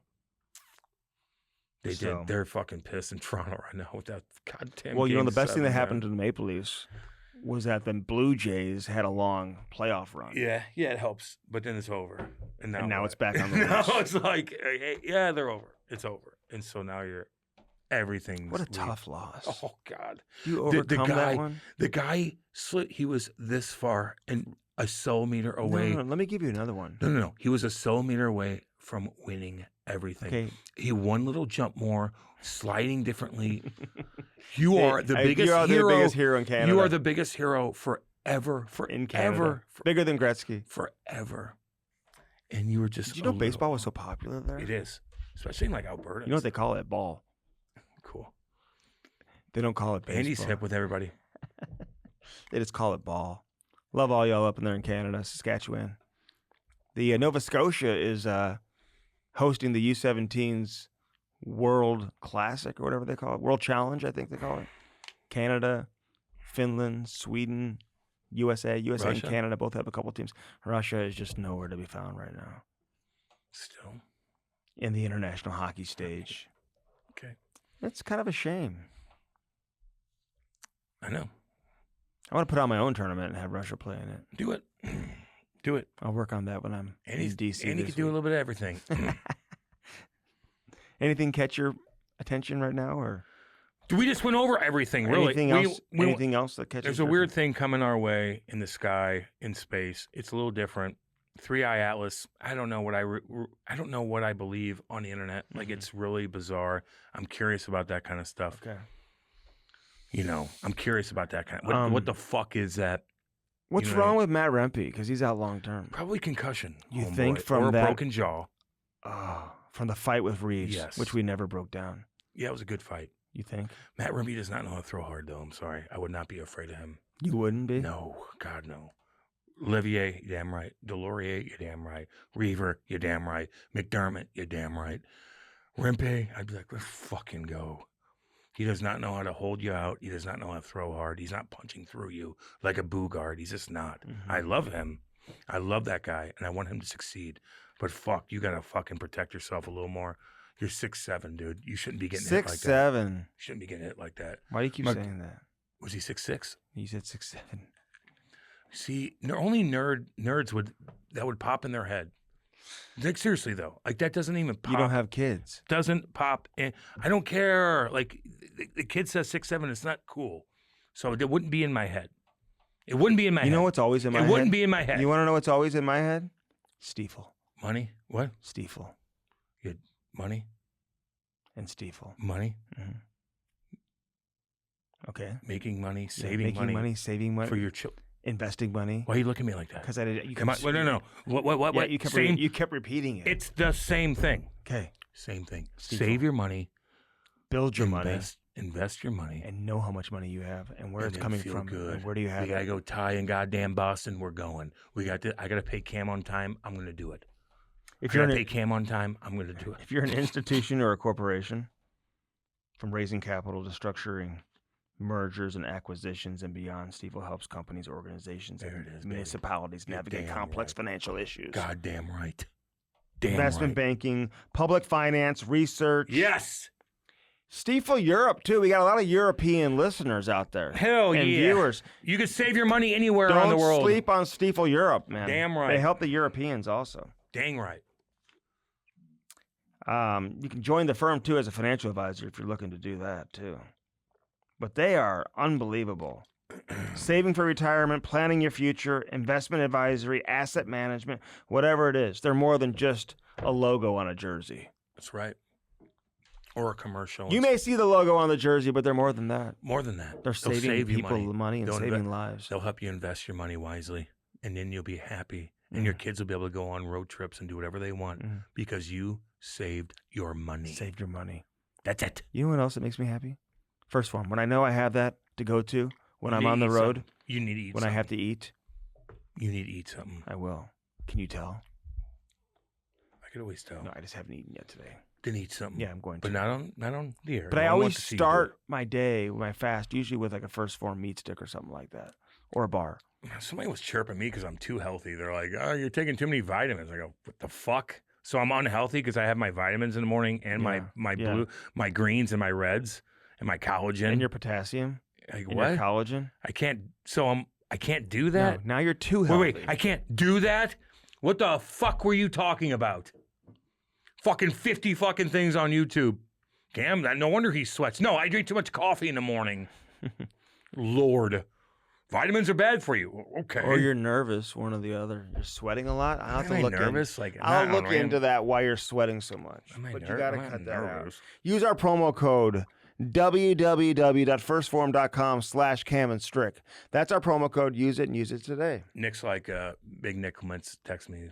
He's like, I know exactly what you're doing, Cam. Big Nick. He's like, you're sitting by a fire. You're doing this. You're doing that. And I go, you're damn right. I took a picture like, yoink. He knows. Right. Mm-hmm. He's been watching the games. He's have a little girl coming soon. Yes, he does. Beautiful little girl. Oh, Jesus. Oh, my God. Oh, God. Oh, Nicky what will that boy. little girl come out? Oh, Nicky boy. Oh, boy. Christy. Look like Christy, too. Oh, my God. She's going to look like Christy. Nick's Hey, this Nicky boy, I love you, boy. This world could use another Nick and Christy. I want them to breed. Yes. I want them to breed. We want good people to breed. We want the good people to breed. Yes, firstform.com/ Not the bad people. Strick, where it's a lifestyle, and they walk the talk. What? They talk the talk and walk the walk. Jesus. Go there. Damn right. You know they don't hire cleaning crews inside that building? There's no janitors that work there. The people They're do disciplined, dude. The That's people why do it. we're not allowed The there anymore. employees do it. If they see someone like drop anything, it's picked up within 2 seconds. Yeah. I would It is. eat off the floor there. So would I. No problem. Walnut ice cream. You drop that in the fucking gym, you'll eat that son bitch. Walnut ice cream? Yes. Okay. You eat ice cream when you're working out? I can if I want to. Okay. Good. Blue Note Roofing, baby. Let's go. Call my good buddy David Novak today. Big Davey boy. 314-920-5713. Davey ain't fucking happy with this Blues team. He ain't happy. Oh, God. He'll talk to you about it, though. But he will He'll hook talk your roof hockey up. Yeah, with you. yeah. Check He the ain't happy. age of your roof, because these insurance companies, they won't pay for it if it's more than 10 years old. Get on it quick. So, like, you may not Get on even it know quick. your roof is 8 or 9 years old. Do Get it on it. now when the insurance companies will pay for it. Get on it quick. You'll still get the best pricing with Sound Blue Note bitch. Roofing no matter what. 314-920-5713. For Blue Note Roofing, David Novak, call him today. Gutters, siding, Fascia. soffit, fascia. Fascia. Blue Note right there, baby. Let's Sparks go. Hockey, baby. Let's go. Cam, I'm going to be out of town. Will you pick up tie skates Yeah. and just have them sharpened at the house? Yeah. Just know how to do Yeah, it. yeah, I'll do that. Just hit the button. Yeah, I'll do that. With Sparks. I'll do that. Thank you. What's Lori doing? She's got other things to do. Like what? Oh, she's got to take care of the house Like and what? everything else. She's got to take care of that. Like what? Yeah. She teaches Like several. She's got to hold it up. She's teaching. Is it falling apart? She's No, got to hold it. she's- No. Is it falling apart? She's teaching several classes a week, Oh yeah. Teach him what? like spinning and core. So what do you want me to do? Should I clean the house too? No, just Do I have to do anything else? actually, I don't allow you. Do in I my have to house. be the mom of the house? Who's the mom of the house? You. Who's the dad of the house? You. And he's the mom and dad. Dude, can't believe you say such a thing. What do you mean? I'm giving you a compliment. Fine. Sparks Hockey, baby. Don't let you know who ruined your tournament. Seth. What was he doing for Halloween? Oh, Holy God. macatoli. Do you even want to know? Creeping. Cash Patel knows I hope so. what he's doing. Cash is like, this son bitch. Fucking animal bones. I could see it. I could see it from the sky. Man, Cash is all over Seth. Get on that motherfucker. But you know that guy in the hockey shop, you know, who has no idea what he's doing, yet you're turning your skates, your prized possession, everything you rely on for that weekend, for your happiness, for your mental health. For is your in- kid's mental your health. kid's It's not even mental- you. It's your Well, kid. It's the kid who's handing it over. Yeah, it's It's in. always about Andy. No. It's about your kid. Your kid's going to toe The pick. kid is doing it. He's going to one that's going to fall into the boards and bust his AC joint up and be out for fucking 2 months because of stupid ass skate sharpening. Don't do it. Get it Sparks. That's it. No big deal. I know. It's the best investment you'll ever make. It's good for the mom and dad. Don't get me wrong, but it's good for the kid. They don't lose their value It's good for either. the kid. The kid. It's good the for all of kid. us. It's good for all of us. It's good for everybody. But good for everybody. SparksHockey.com. Use the promo code Cam and Strick. It's going to save you more money than Black Black Friday and Friday, Cyber Monday. Black Friday is coming up. It's coming up soon. We should do some content. We should go to Target at Walmart. You'd never stay up till midnight. You're out of your You could fucking never mind. do it. I'm not going Best Buy I'm not going into the jungle. at midnight. Here we go. To get, what, $15 off? I don't play that game. Is that the deal you're getting at Best Buy? Yeah. Listen, I'm Hey not guys, it's a Black Friday I'm not special. chirping people to save money. Like, don't get me wrong. But if you're pushing and shoving people because you're saving $15 on a TV, I fucking get away from me. I don't play that game. But I don't have kids either. Mm-hmm. Maybe if I had kids, I'd be fucking knocking cats out at Walmart. I don't know. I saw a video the other day because it's like a lady of like, make sure you're eating healthy and doing this, and your plate should have the colors of the rainbow, and you should have this and that and this and that. Meal prep. Why are And they you were the like, rainbow? what do What's you that? tell the mother of 5 who works 2 jobs, who can really only have time to make grilled cheese at night or whatever? And she's like, it's still important to Have a rainbow? the colors of the rainbow on your plate. What does that mean? Like red for like tomatoes maybe, or True Float, baby. I use that all weekend, man. I put my True Float, took my cooler, the one I have, Why actually. why I only have one. Why did Because you Andy s- steals why the did rest of the you goddamn say- thing. Andy steals all my goddamn True Float coolers. I want those. I packed full of beer, went next door, partied all night. Kate was a little worried that I wouldn't be able to make it. She was a little worried. She's like, you need to pace yourself throughout the day, because I was like, Yeah. and I did damn good. Okay. I stayed up till 1 o'clock in the morning with my neighbors, Mhm. and Oh, I you was a did? good boy. On Halloween? I was a good boy. On Halloween? On You Halloween. said the cougars were all over your cooler. What cougars? The cougars that came in cars. The old lady next door? Are you calling her a cougar? Who's the cougar? Why do you call people old? I don't. What if they called you old and they're looking at your hair lately and they're saying it's getting gray? That's Would fair. Would you be upset by that? Maybe. Do not dye your hair. No. Don't do it. If you do it, you are going to get chirped so effing bad. It looks good. You think it's not? looks- It's not gray on top. No, but it looks good Gray gray. in the back. When men have gray hair, women don't. It's Wisdom. not fucking a turn off to women. No. It's not. You know what's a turn off to women? When you got a goddamn cul-de-sac like I do. That's a turn off. You don't have that. You have gray hair. If you dye that, Mhm. I will notice it, Okay. and it won't be good for you. Fine. Keep it going like that. All right. But don't chirp other people for getting I old. don't. You said they were cougars. No, you said next who's door. the old lady? Who's the cougar? Who's the old lady? Well, who? No, they came from up down the road, Up yonder. up yonder, So in the wealthy True area. Float, TRU. Check out their Instagram page. Out in Canada and out in Edmonton. Oh God, who they going Shit for kicking. tonight? They're going for the Oilers. Yeah. They probably Why all. wouldn't they? Why wouldn't they not? I should look. The Oilers are probably loading up everything on the trucks after the game in True Float coolers for Yeah, protection. no doubt. For protection. Yeah. Yeah. If that falls out of your truck, it's gonna be fine. Kelly Hrudey's on this edition of the Chemistry Podcast. Hell yeah. I mean, what a He's a career! great He played guy. a long time. Yeah, he did. He's very good on television. Very Looks- smart. his Can hair looks break down great. anything. Great hair. Great human being. Great attitude. He liked us, man. I feel like we had a good connection with him. You know. Yeah. He said he loved us at the end. I kind of like that.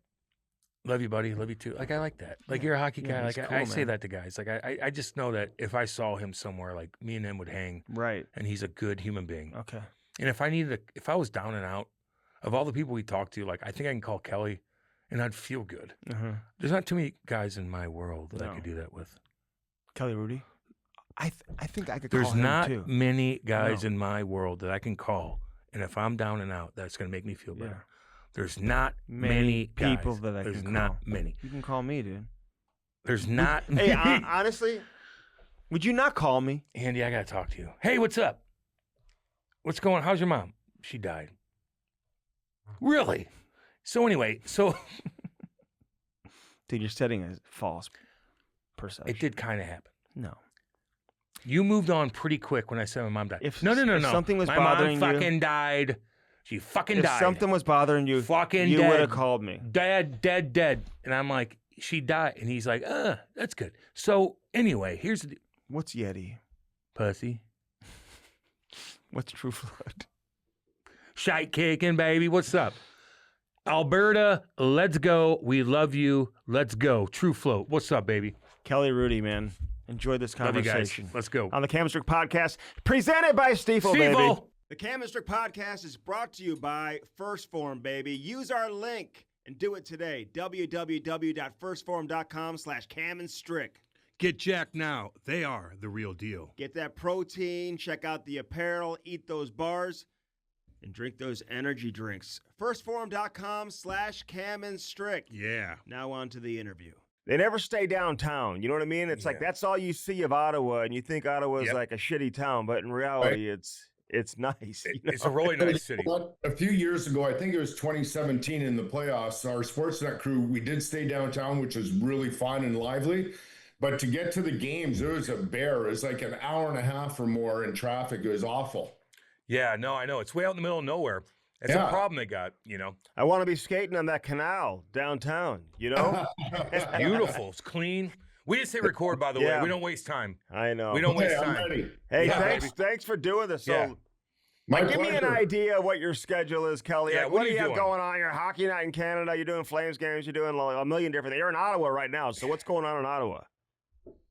Well, what a league right now, right? It's hard to figure out. We're, 10 games in and trying to figure out what teams are. And there are a lot of surprises so far in the season. But I'm here with the Flames. They had a loss last night, kind of like your Blues. They're having a hard time finding their way right now.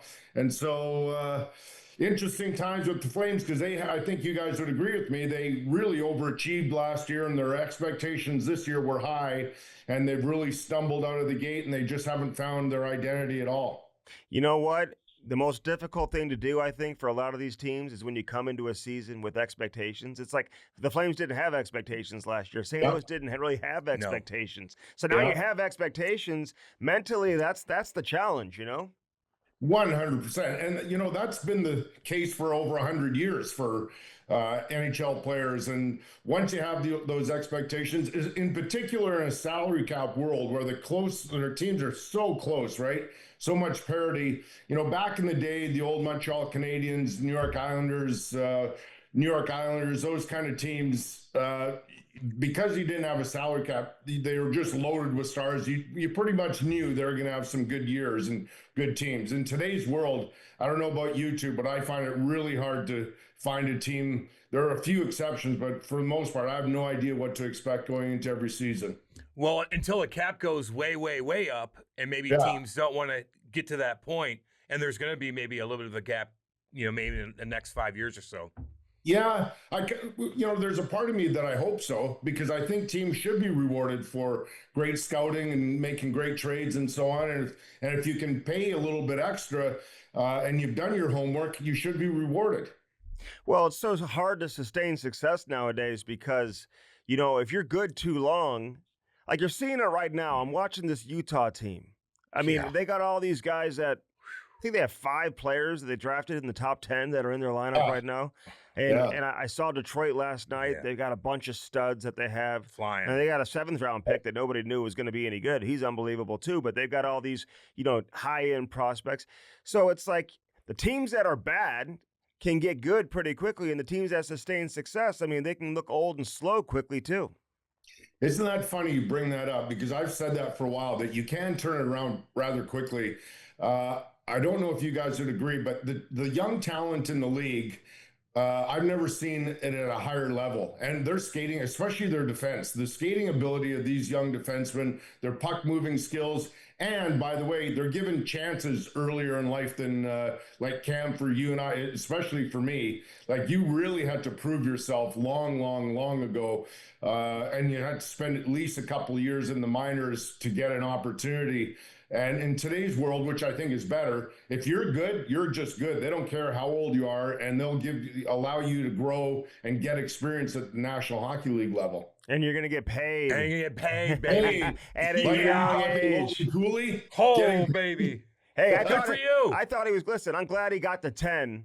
But I was talking to some guys about a week ago when Utah was here and whatnot. I thought he was crazy when he was turning down like 9.65, although I had some players tell me, hey, it was actually 9.85, the number that got turned down. And they're like, hey, when your best player, Clayton Keller's making, what, $8 million or whatever, and you're going to like turn that down? Like, how do you do that? But he got to $10 million, man, and this he's a hell of a player, so good for him. He is.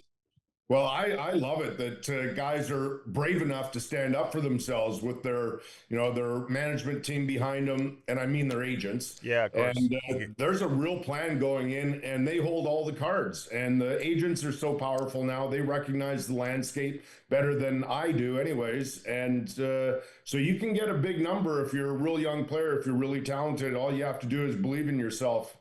Okay, but if he's getting 10.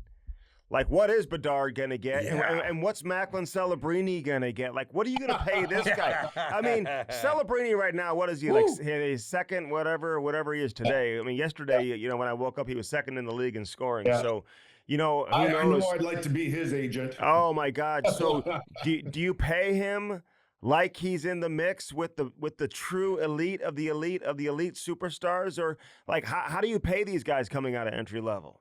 You have to now, right? Like the bridge contract is very, very rarely used now, unless it's a top prospect that has sort of had a harder time gaining some traction in the National Hockey League. So, but if you're a good young player coming out of entry level contract, you're going to get paid. And I don't know what that number is, but Celebrini is going to get a boatload. He's going to be, what's he going to be 12 and a half or 15 or something? I don't know. Yeah. Probably 15-ish. Probably, I would think if you're going to get him. Yeah. If you're going to get him for the. But on the other side of the max spectrum, term. you got a guy like McDavid who's like, you know what? I'm gonna take less. I mean, is that going to catch on with some of these older guys that already made money? You think they're going to kind of replicate that? I don't think that'll be the norm. I think that McDavid is unique. He's made well over $100 million anyways already. Yeah. So to add another 25 for 2 years, I think he's okay. And he makes so much money off the ice. I don't know how much he would make off the ice, but I can give you a little story. So when I played in Los Angeles, we with Wayne Gretzky, of course, and I know you guys have had Wayne on. So Wayne was making, I think he was making $3 million at the time. And I was reading Vanity Fair magazine when it was a really good magazine and very informative and stuff. So, and they had an article on Wayne. And I think on the plane, Wayne was like 2 rows behind me. So I'm reading this article and it said that Wayne was making like north of 37 mil. And remember, only 3 getting paid. That's before you started making 7 mil a year. So I turn around, I hold up the article, I point to 37 mil. He goes. So I don't know what McDavid's making off the ice, but I'm sure there's plenty of opportunities for him to make a boatload. Oh yeah. His neighbor in LA is probably making $10 million a year though. Yeah. Yeah, fair. Right? Who are you talking about? Gretzky's? Yeah, Gretzky just living in LA. But the McDavid situation, listen. If I'm Edmonton and you're only going to give me 2 years or whatever you're going to give me, then that's what I'm going to give you, 12 and a half. You can't expect to get 17, 18, 19, $20 million if you're not going to give him the full term. You know what I mean? I mean, I guess if maybe he can do that as he gets older, do short-term contracts towards the end of his career, and he should be paid accordingly. But I mean, to be honest with you, if I'm Edmonton, I'm not giving him much more than that. If you're not going to commit to us long term, I mean, how much can you expect to truly get on a 2-year deal? I guess he could just name his number because he's Connor McDavid. But he can name his number. He gave the friendliest contract ever in the NHL. I know people still say, and it is a lot of money, $12.5 million a year, but that's not what I expected. I expected a huge number, even though it was a 2-year deal. Because he can get whatever he wants. He's just the best. What do you think about the Oilers this year?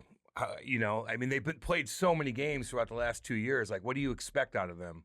Well, they had a hard start to the season. They had 8 road games in a row. So that's, in today's NHL, that's so tough, right? In the condensed schedule with the Olympics and so on. They've been okay. Like, even their top D pairing, Bouchard and Ekholm, have been okay. Like, they've even had to split them up. Ekholm, in my opinion, is one of the best at what he does, and he's had a pretty average start also. So they still haven't found their footing, but I can say that with a lot of teams. Like, I was in Toronto last night, and that was a very, I would say, unimpressive Toronto team, even though I know they're very good and they'll have a great regular season. But right now, as they have for the last number of years, they've just been very ordinary in the month of October. You think they're that good? I mean, like, top to bottom. I mean, I know they've got the heavy hitters, the star power up top, But I mean, you got to replace a guy like Marner now, and you got, Matthews is going to try to find chemistry with somebody. And I love John Tavares. To me, he doesn't get enough credit. This guy is such a good pro, and we just had Chief on a couple of weeks ago, man. Like, I think he should be getting serious consideration for Hockey Canada in the Olympics. I mean, he's about as trustworthy as it gets in terms of what he brings to the table. But, I mean, how good is Toronto defensively, goaltending? I mean, are they truly good enough in those areas to go all the way? I think so, Andy. Like, I do like their roster when I look at them. And last night I was pretty impressed with their defense. Like, I like him. McCabe is so good. He's like rugged, and that's what they need. They need a guy to get pissed off in games and play with anger, because sometimes you go through games and there's just no anger whatsoever.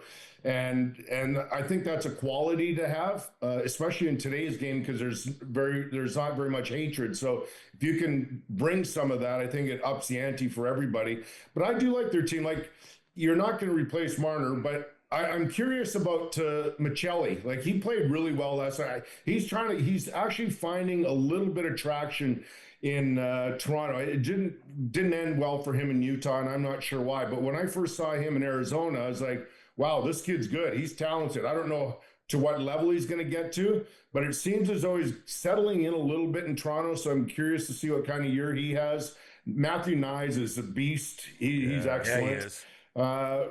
Nicholas Waugh, he adds a lot. I mean, he's not Marner, but he's a heck of a third-line center. And Tavares, as you mentioned, he's just terrific. Last night, he's going for his 500th NHL goal, and I think he had about 5 or 6 quality chances. Dustin Wolf stopped him, but it was curious. So I don't know what you guys think, or I know you guys probably had your own thing going on last night. But so Toronto was leading Calgary 4-3 with about a minute 10. And so Calgary pulled their goalie. Guess who didn't come out on the ice? John Tavares. And so I was wondering if Craig Berube, your good friend, he had a conversation with John, and John said, no, I don't want to get the 500 and empty netter. I have too much respect for the game. I want it the right way. Yeah. And at least that's my theory. And I think that's kind of cool. Well, I bet you're right. Yes. Because I know Chief would have that conversation with him.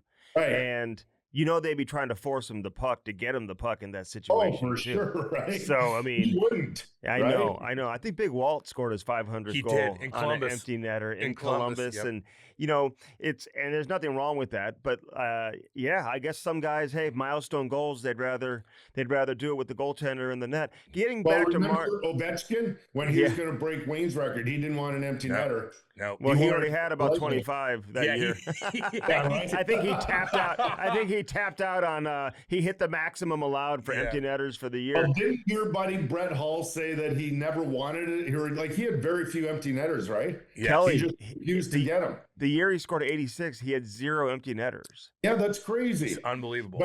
But let's put that in context. He had 86, and he probably scored 49 on me. So it wasn't that great of accomplishment. That bandana, baby. We'll get into some of the. I want to get into your career for sure. But getting back to Marner, listen, we've been hard on Marner in the past. I know you have as well, and it was well deserved, man. You reacted to specific plays that you're seeing on the ice, and it wasn't good enough in the playoffs. I just wonder, how protected he is now in Vegas, where he can just take a deep breath. He doesn't have to be the guy every night. He's not going to be micromanaged or microanalyzed with every single shift. I guess he might be come playoff time, just because people are so used to doing that. But I feel like he can just settle in now and just be a great player among a bunch of other great players in Vegas. It's like the best case scenario for this guy.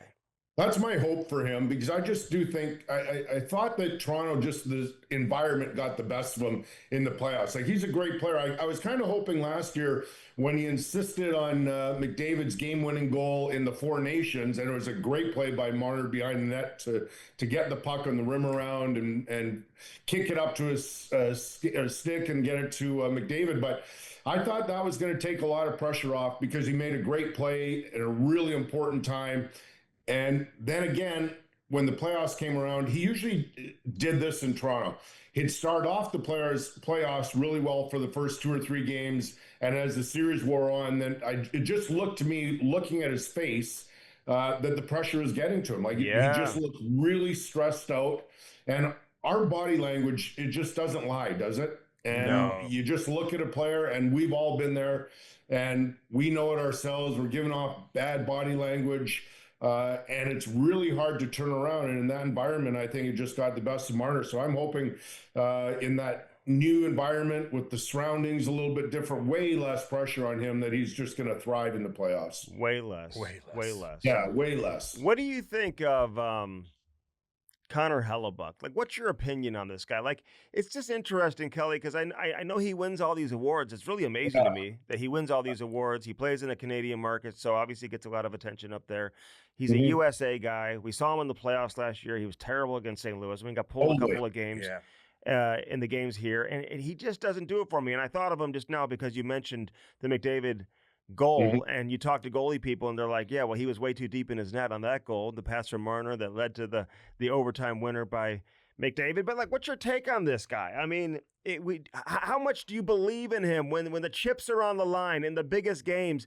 How confident are you in Connor Hellebuck?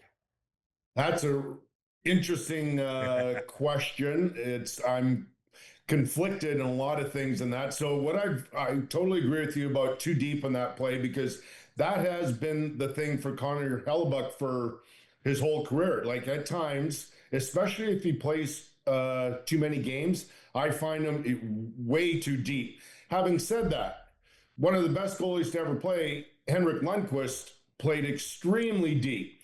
Dominic Hasek played extremely deep. So, and I think Hasek was the best ever. And those two guys got away with it. I don't know if Hellebuck gets away with it as often as those two guys. I would like to see him push out a little bit more and quickly and take away more of the top part of the net. Having said that, he is a tremendous goalie. He's not as athletic looking as everybody else. Like, he even admits he can't do the splits, or he's not that flexible, which is surprising. And then the big mental block, and he's going to have to overcome that. And you guys saw it firsthand last year in the playoffs versus St. Louis. He's got to win on the road, and that's hard to do, right? If mentally you're struggling with winning on the road, wow, that's a big hurdle to get over. That is interesting that he doesn't do the splits, or can't do the splits. Cam can do the splits. I know I cannot. But, like, you would look at just how acrobatic they are. You would see in situations that they're kind of forced into that situation. So, like, what does that mean? He can't do the splits. He can't get down all the way. Yeah, and most goalies, virtually every goalie can. And I don't know why, if it's genetic or he doesn't work on it. I know most goalies stretch an incredible amount of times every day. Like, I would stretch about, every day was a little different depending how I felt, but 8 to 10 times game day. Like, it was that important for me to make sure that I was flexible and that I didn't pull something during the course of a game, and so, or throughout my career. And so Hellebuck maybe chooses not to. I don't know. That's up to him. But he's a great goalie. But like everybody, until you really go on a great run, you got to prove it. I was talking to Jim Montgomery when the Blues were in Calgary, and we were talking about Dustin Wolf, and it's just interesting. The first thing he said was, outside of the fact, I think he was the first goaltender that he offered a full scholarship to when he was coaching at University of Denver. He didn't end up coming there, but he did offer. He was playing for the Junior Kings at the time, but he said his hockey sense is unbelievable. Hockey sense, we don't attribute that to goalies enough. How can you read if a goalie has elite level hockey sense? Is their ability to just anticipate the next play and go side to side and just know what the shooter or the passer is thinking? Like, how are you looking at goalies, and how much do you think about hockey sense in analyzing goaltenders? Well, here's where I'm going to disagree with you, Strick. So every goalie that plays in the National Hockey League and has any sort of longevity has a great mind for the game. They can read a play. They have great hockey sense, because the one thing about that position, you can have the great structure, you can have athleticism, but if you can't read a play, you can't make a stop. And that's very simple, because every goalie, when the rush is coming at you, or if it's say 5-on-5 in your own zone and they're cycling the puck and everything, the puck carrier, depending on his level of play, he has probably two options. He can shoot the puck or pass it. A better player probably has three options. Now he has two passing options, and the good ones like McDavid and Marner and these other guys, everybody's available for as an option. And so you've got to read all those things. You've got to make sure that you know who the puck carrier is. You've got to make sure you know if he's a right-handed or left-handed shot. You've got to know who else is on the ice. You've got to know if they're making a line change, if a defenseman like Cale Makar is jumping onto the play, because then he's most likely going to join the rush or be involved somehow in the offense. So it's all in your head. And you've got like Binnington, your guy, like he's really, really good at reading a play, and he understands the situation. He's got a lot of experience, and he's a gamer, right? Yeah. So that part of it's so important too.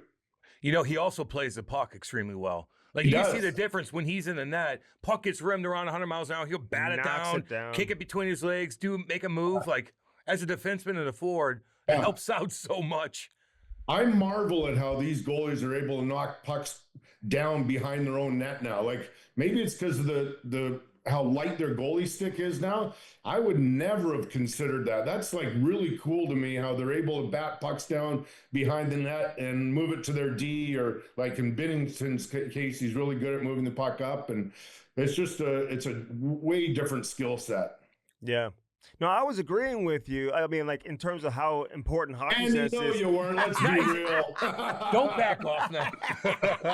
Hey, go how Pansy. important hockey sense. I don't think we hear enough analysts attribute hockey sense okay, I to agree with that, for goaltenders. sure. You know what I'm saying? Like I think that's He's got a radio show called Hockey Sense, too, so he Yeah. always brings it up. now it's a podcast. It's a podcast. Now it is. Hey, can I ask you, though? Go ahead. No, sorry. Go ahead. Hey, but real quick though, I mean, because you play with Eddie Belfour a little bit, I right? did shortly, yeah. Was he? Do you get along with him? Billy Smith, like these guys. Yeah. Bennington like has personality. Like who else has that I get along with personality? everybody, and I'm not just sugarcoating it. I Yeah. did. Like Billy and I were great friends on the island. Away from the rink, we hung out. We went out for dinner. Here's what Billy Smith taught me. Like I was pretty feisty in the net. Billy never taught me that. I was born that way, and I was feisty growing up, and really combative, especially in junior.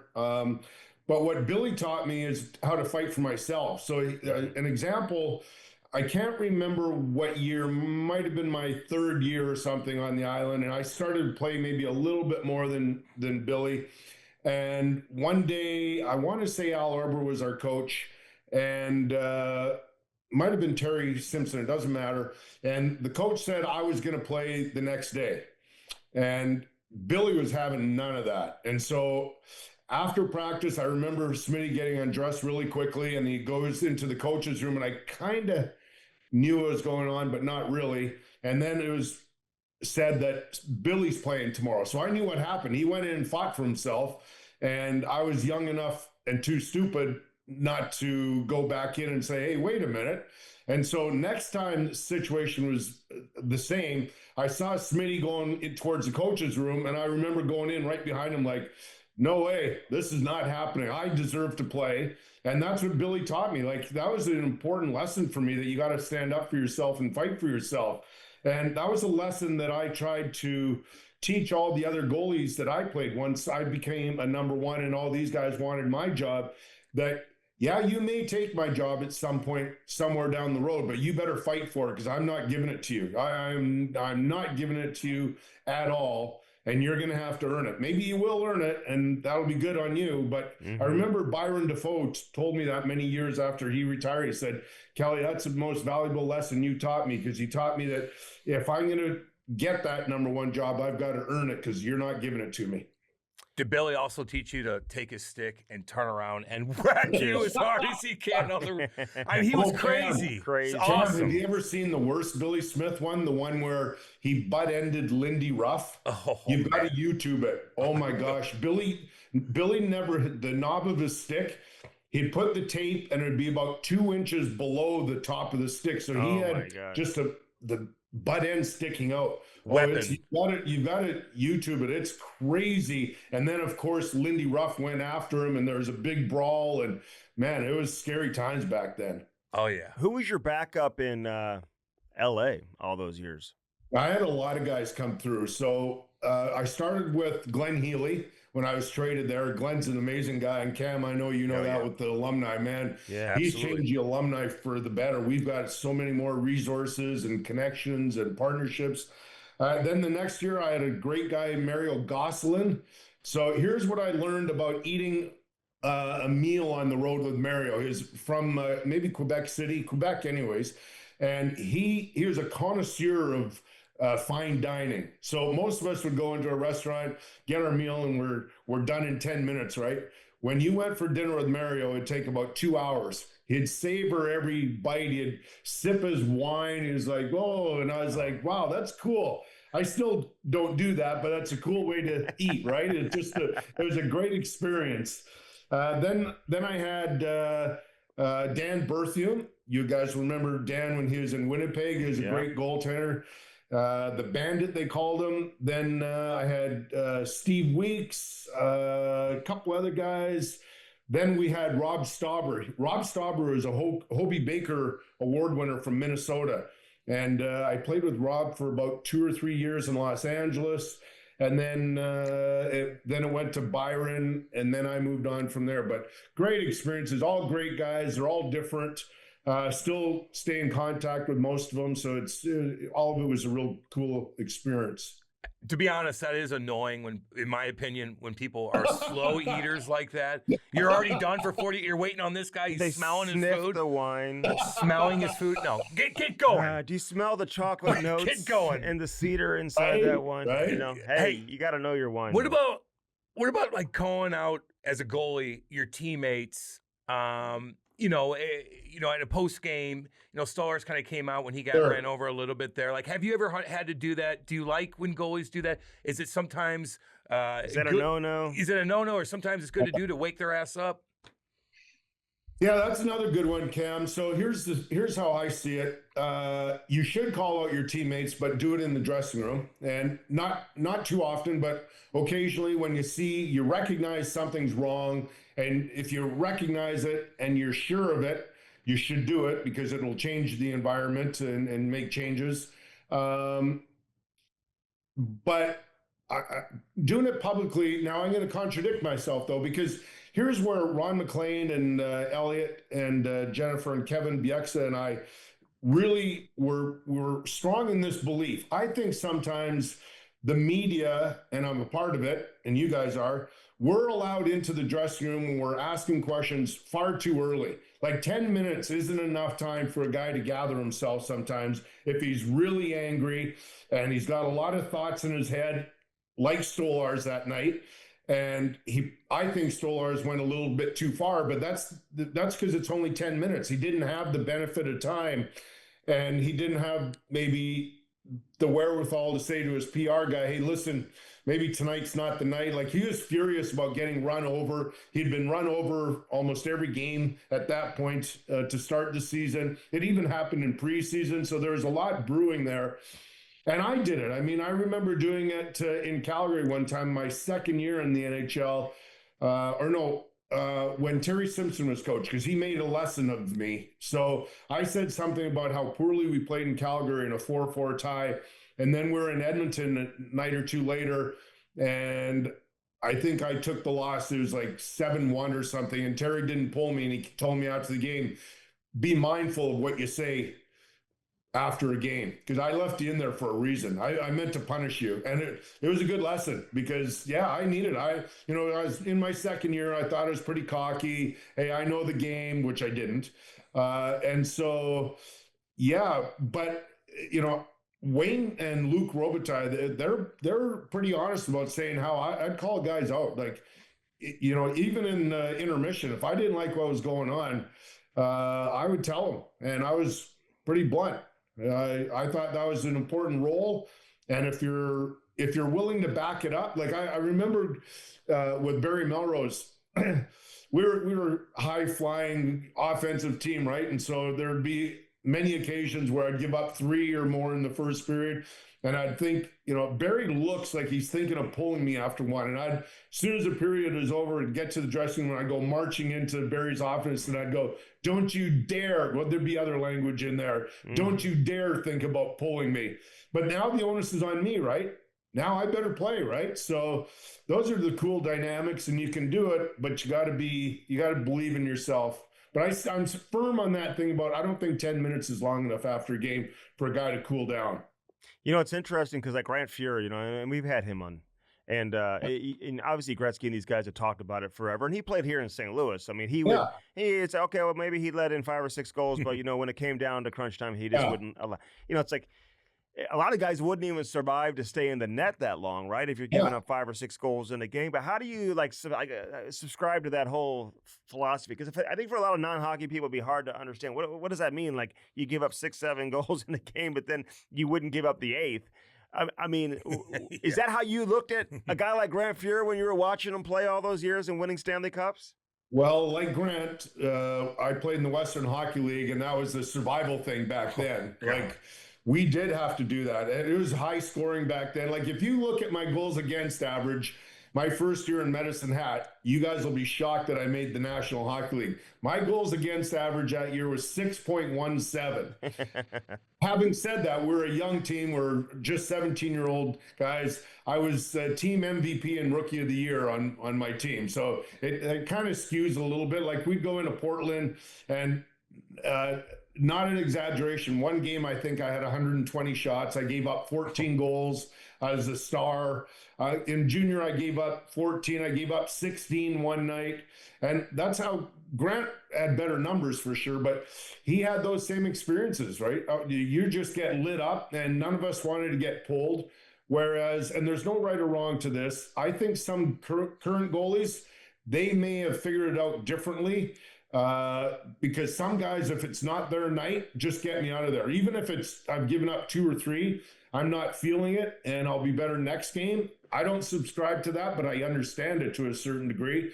And so maybe that's better for your mental health, that, hey, I don't know if I can rebound from getting lit up, whereas we just gutted it out. Like I gave up 9 in a playoff game. Like, and I started next game. So that's how it goes. Yeah. Did you ever play back-to-back? Like, how many back-to-backs did you play back in the day? Tons. And Cam, just think of my first 2 or 3 years in the National Hockey League. In the first round of the playoffs, the first 4 games were in 5 days. So ridiculous. Only 1 travel day in between. First 4 games in 5 days. So you learned to play tons of back-to-back. In junior, we might have had games Friday, Saturday, Sunday. On occasion in the minors, I had 3 games in a row. Yeah. And so you just learned to play that way. Were you tired? Maybe a little bit, but I think it's more about mentally if you can do it. I still don't truly understand. I know there's analytics involved, but I still don't understand why in certain situations goalies aren't asked to play back-to-back, because they can. Yeah, I know. Yep. Now you have 2 days between games in the playoffs. So Yeah, the, you do. the playoff series it just never ends. It's like a month long to get through a playoff series. Like, are we ever going to get to the second round? Hey, how did this whole Hockey Night in Canada thing play out for you and work out? Because you were doing television while you were still playing. And did you ever have a coach or a manager or teammates who didn't like the fact that you were like getting into the media while you were still playing? Were they thinking like it was like you weren't as focused on playing? And like nowadays you see guys do that all the time. There's nothing wrong with it. You see guys who are playing and they start introducing themselves to media late in their career. But how'd that work out for you? All right, so we have to go way back, guys. So when I first started playing for the New York Islander, I was I'd say painfully shy. Growing up, I barely said anything at school. I was a great listener, I think, but I just was really shy. And so when I went to New York, I was like, what a great environment. They just won their 4th Stanley Cup. So I'm around all the best players on the planet at the time. So what a great lesson to learn from all these guys. But then I started getting interviewed a little bit more often, I thought, hey, well, first of all, I loved watching hockey, and I loved not only watching the games, but I loved the intermissions. And I like to see, back then, I don't know if Cam and Andy, if you guys remember this or would know this, but our TV interviews weren't just those 30-second walk-offs that you have in today's intermission, then you have a panel. The interviews were about 5 minutes long with a player. It would be in a studio, just outside the dressing room, and you'd have a full-on sit-down interview. And so I really enjoyed those. And I kind of thought to myself, you know what? I don't know where my career is going. I don't know how long I'm going to play, but I'm going to really try and say something in my interviews and try and separate myself from some of the guys. Not that I was going to throw anybody under the bus, but I wanted to have more thoughtful answers and really give the interviewer something and maybe give the fans a little bit more. And so I really tried to work on that. And then luckily for me, I was playing in Los Angeles now, and you guys know the legendary station KTLA, and they did some of our games. And there's a legendary broadcaster from Montreal that worked for KTLA, Stu Nahan.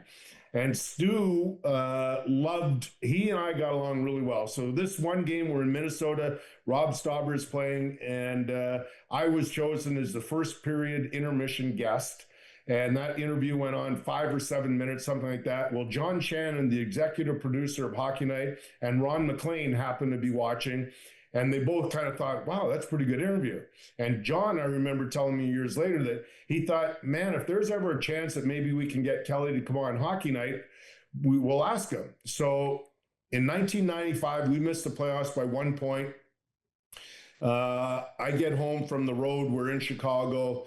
My wife says, the guy by the name John Shannon called. He wants you to call him back. And I'd known John already at that point for about 6 or 7 years. So I call him and he goes, hey, listen, we have a brand new atrium show in the CBC building on Front Street in Toronto that we're going to unveil for the playoffs, and want to know if you'd be interested in coming in and joining Ron McLean every other night, because he and Don Cherry, of course, they'll be the major show and you can kind of fill in on it every second night.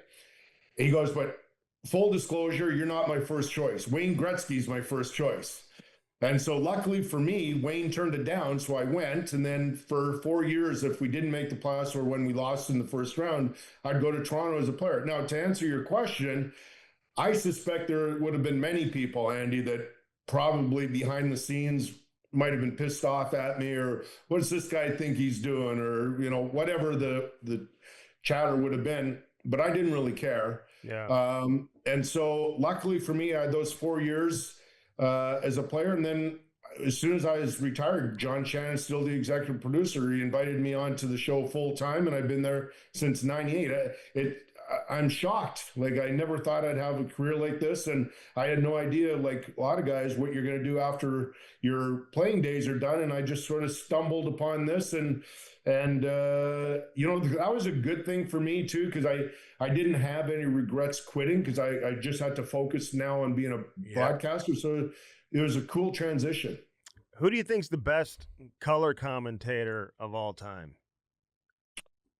Of all time? Holy, Danny Gallivan, Dick Irvin, Harry Neal. Like, there's a lot of them too. So I'm not trying to be dismissive towards it. And I'm a big fan of most guys in the league right now. But the pairing of Bob Cole and Harry Neal for me were just so good, so iconic. They worked off each other so well. Bob's voice, his inflection, how he read the play, Harry's analysis, but Harry's humor. That was a special pairing. I think those guys I'll remember forever as the best. Iconic. I think that's the best way to put it. Was it awkward at Hockey Night with the whole Don Cherry, the way that thing went down? I mean, just knowing these guys personally, or do you think it was for the best and Hockey Night's been able to move forward and kind of create their own separate identity without Don? Well, change is inevitable. And, you know, for Don, he had a remarkable run. I'm not going to get into that night specifics, but what I think we've done well at Hockey Night, we've transitioned nicely. Like, we're humming right now. We've got a good panel. We've got Ron McLean, Jennifer, Kevin, myself, Elliot, David Amber. He's tremendous. We've got a lot of good young broadcasters. And I think right now we're good. I don't know. like we are the target of a lot of criticism. We get that. I mean, we were the #1 show in Canada and have been for a long time. And when you are, you get criticized a lot, right? We're easy targets, but you have to accept that. And I'm good with that too. I mean, you should be criticized at times. There's things that you can do better, and I can be better at times, and I'm good. I'm fine with that. The only time I would ever disagree with criticism, if you're factually incorrect. And so on social media, if people go after me, I don't care. But if you're just mistaken, I'll give you an example. And I think I've only done it like 4 times in my life. I was sitting at home with my wife watching a television show, not even hockey, having a nice glass of red wine, and I see on social media somebody's attacking me, and they're giving it to me pretty hard. And there's another broadcaster on the air that he and I kind of look similar, and we even sound alike. And that person was doing the game. And so I sent back to this person on social media and said, hey, relax. Just take a nice sip of wine. I'm not even working tonight. I get that you hate me. I get that you hate me. Sometimes I hate me, but just chill out. Who was it that looks like you? You must have really good hair. Are you saying Henrik Lundqvist? Is that who it was? Louis DeBrusque. Louis, we love Big Louis. So when you say I need to be better, like what does that mean with you? Like you got to do more homework? Like what do you mean you need to be better? Of course you got to get the facts right, but what do you mean by that? I'm just always trying to evolve with the game, and it's there's been a lot of changes in the game, and so you have to stay up to date with everything. I think so. The world's a different place. It's a lot friendlier. I think that when I say be better, be more mindful of a player, what he might be going through, be less critical of a player, because there's a lot of stuff behind the scenes that players are dealing with and we don't know.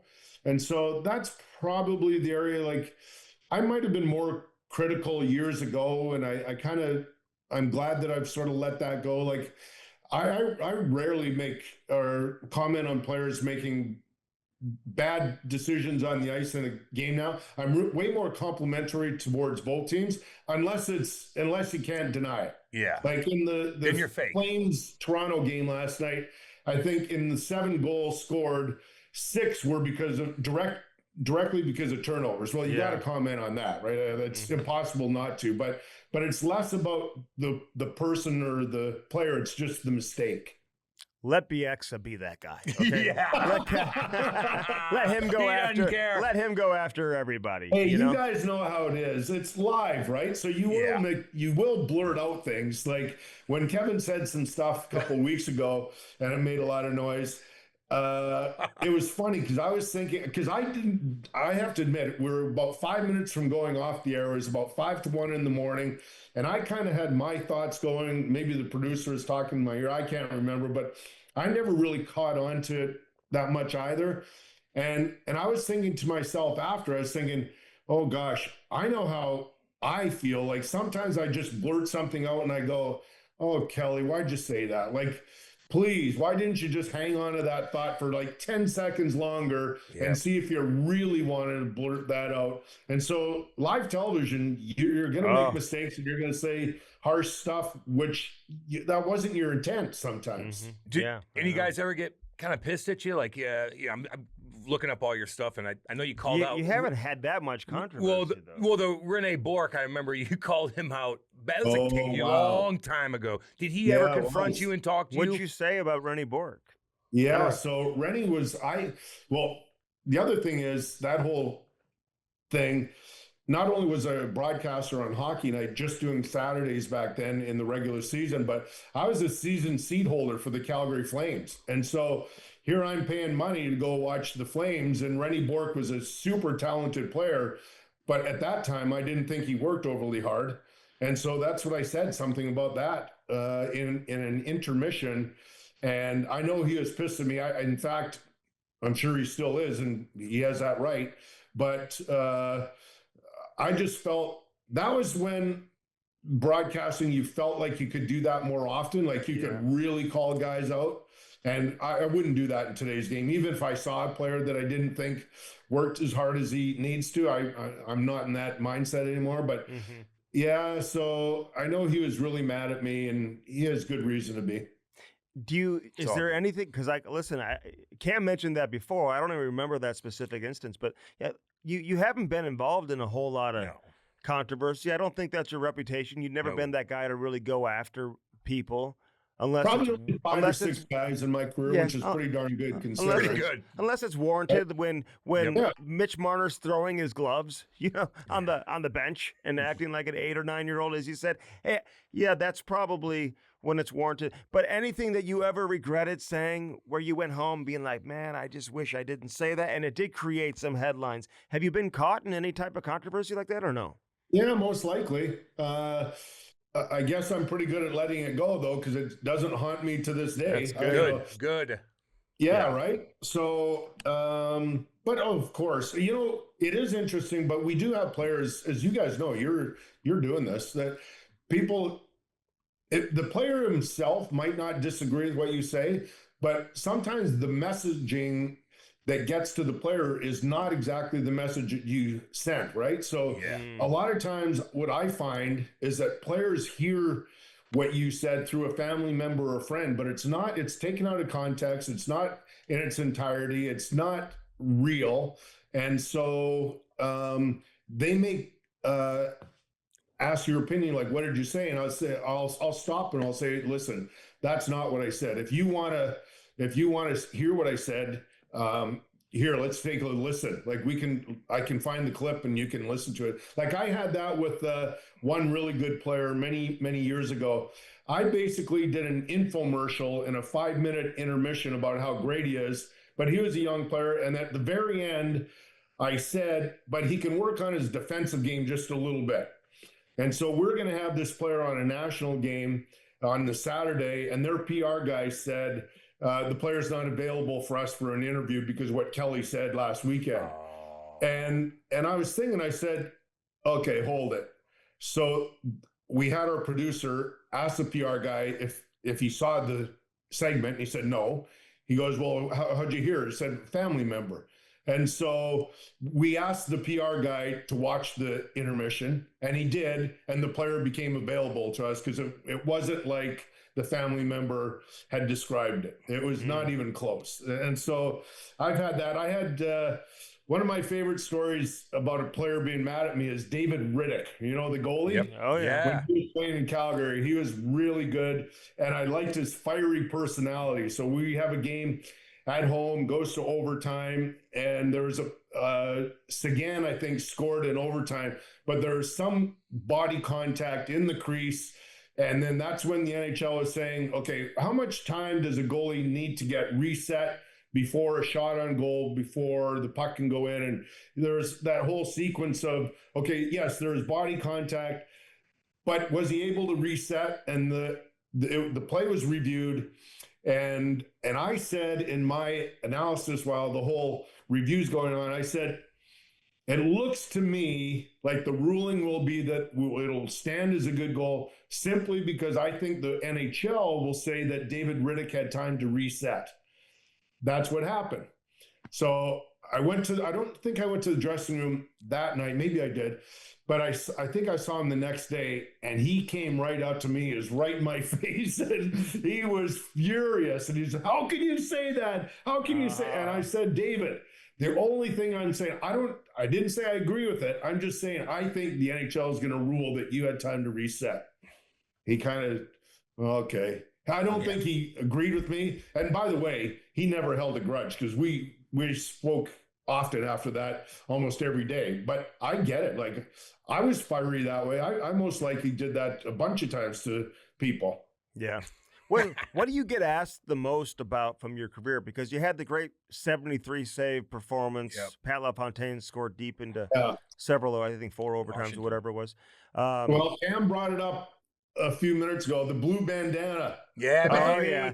But I mean, did you hand those out to everybody in the stands? To be. But I mean, you had the Marty McSorley,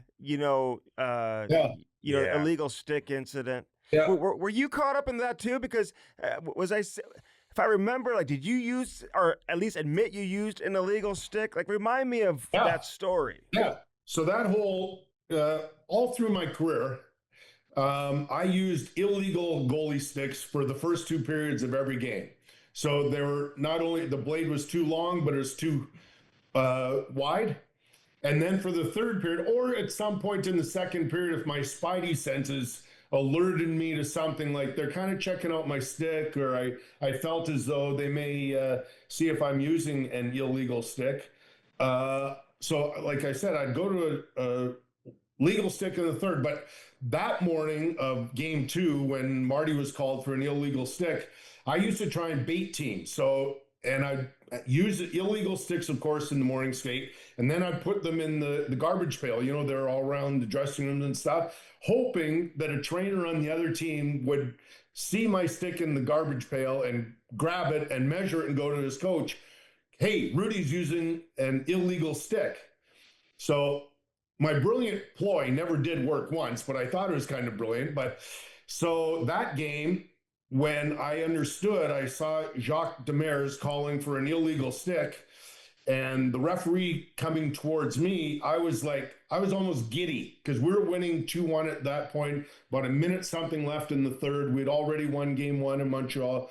And I was thinking, oh my gosh, this is going to happen. They're going to grab my goalie stick and they're going to measure it, and it's going to be legal. They're going to get a penalty, and we're going to be on the power play with a minute something to go with a 2-1 lead. Well, the ref didn't come to me. He went to Marty, and the rest is history. But so, yeah, I was sort of involved in that play. Most people don't know, but that's my mindset at the time. I was like, fantastic. Did that completely change the series? Like, if that doesn't happen, do Yeah. you feel like the outcome's different? You know what, though, Andy? That was a big point in that game, but we lost 3 consecutive overtime games and 2 at home. So that's hard to overcome, right? And Montreal went on that great run with, I think they had 10 overtime wins, which is unheard of. Like, every time we went into overtime against Montreal in that final, I was really excited because you know the odds. The odds are you're going to lose an overtime game. Like, you don't win 10 in a row, but they did. So I was hopeful that the percentages would be in our favor, but they weren't.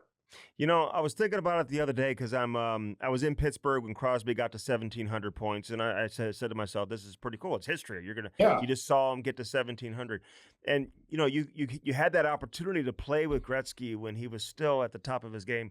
Like, how do you reflect on that, and do you still sit back and realize how fortunate you were to be able to play with him? Oh, for sure. Many moments. So my age is catching up with me, so I can't quite remember the years, but I'm going to say it was 1990 when he broke Gordie Howe's all-time scoring record in Edmonton, of all places. So Wayne and I we had training camp maybe in Gatineau or Hull. And I remember we're on the road somewhere in training camp, because back then we used to travel a lot on the road, because Bruce McDonald was our owner, and he was really showcasing Wayne Gretzky to the non-hockey markets in North America. We went to a lot of places that were not traditional hockey markets, so Bruce could showcase Wayne and try and grow our game. It was brilliant strategy, really. So Wayne and I were having lunch somewhere. Remember, this is preseason. And I said, when do you think you're going to break Gordie's record? So we're like, I think he was like 12 or 15 points away. And he goes, here's how I see it, Kelly. He knew the schedule, of course, because only Wayne would know every game and every city we're in, 3 weeks in advance. And so he goes, okay, here's the first game. I think I can get 3 points that one. I'm going to get 2 the next night. I can get 3 in this. He broke it down when he said, I'm going to break the record in Edmonton. And he did. Like, that is ridiculous how good he knew he was. Like, he knew ballpark about how many points he'd have at the game 6 mark or whatever. And it was so cool to watch, because I wasn't playing that night in Edmonton. Mario Gosselin was, but so it was 3-2 late in the third period. And Wayne, of course, scores the game tying goal with under a minute to go. And then in overtime scores the overtime winner. But the point he made to tie the game was a record-breaking number. Gordie Howe was there. It was just Amazing. And then I was also on the ice when Wayne broke Gordy's all-time goal record in Los Angeles. We're playing Vancouver, and this was really cool. I did an event with Marty McSorley a few weeks ago, and Luc Robitaille and Marty were given the assist. Marty, the primary assist, which is really cool when you know their history in Edmonton and coming over in the trade. But what I was really thinking at the moment, because Jari Kurri was on the ice for us at the time, wouldn't that have been amazing? Because Jari passed it to Luc, Luc to Marty, Marty to Wayne for the record-breaking goal. I wish it would have been Luc to Jari, Jari to Marty, and then Wayne, because that would have been perfect. The three Oilers our former Oilers in on that historic goal would have been amazing. Oh yeah. So you said something about the game, game 2, when they had the stick measure, the illegal stick. Your team was fighting in the locker room, right? Going into Oh yeah. Who's fighting? I mean, what are they fighting about? What do you mean by that? Well, I won't name names, but let's just say everybody was mad. Mad at Marty? Everybody was mad. Let's just say we were all mad. And I said something with about 4 minutes to go in the intermission. So this is ongoing for a long time. And I said something like, okay, I get it, but let's try and regroup here. And we couldn't, and I didn't. And they scored within the first minute of overtime, which, we were reeling at that point in that moment. It didn't affect us games 3 and 4 at home, which I said we lost in overtime. But at that moment, we were reeling. That's undeniable. You think it was a Bush League? For them to even look at the stick, or do you? People have said that, but it is in the rule book. Yeah. It's in the rule book. So, whatever my thoughts are, that's. Was he the only one using those kind of sticks back in the day? No, I'd say more guys used.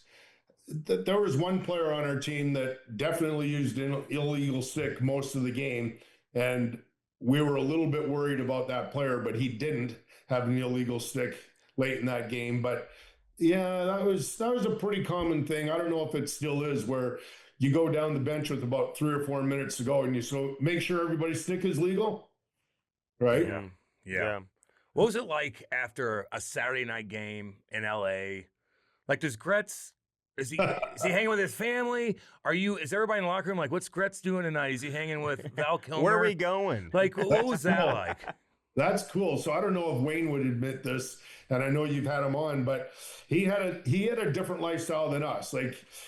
Everybody in Los Angeles wanted to meet Wayne Gretzky, and he had cool dinner dates after games, and all of his friends would be the Kings, Bruce McDonald, hired a special photographer to be in our dressing room after the game to take pictures with us all around these incredible A-list stars. Everybody was in our dressing room. Anybody that was huge back then was in our dressing room after games.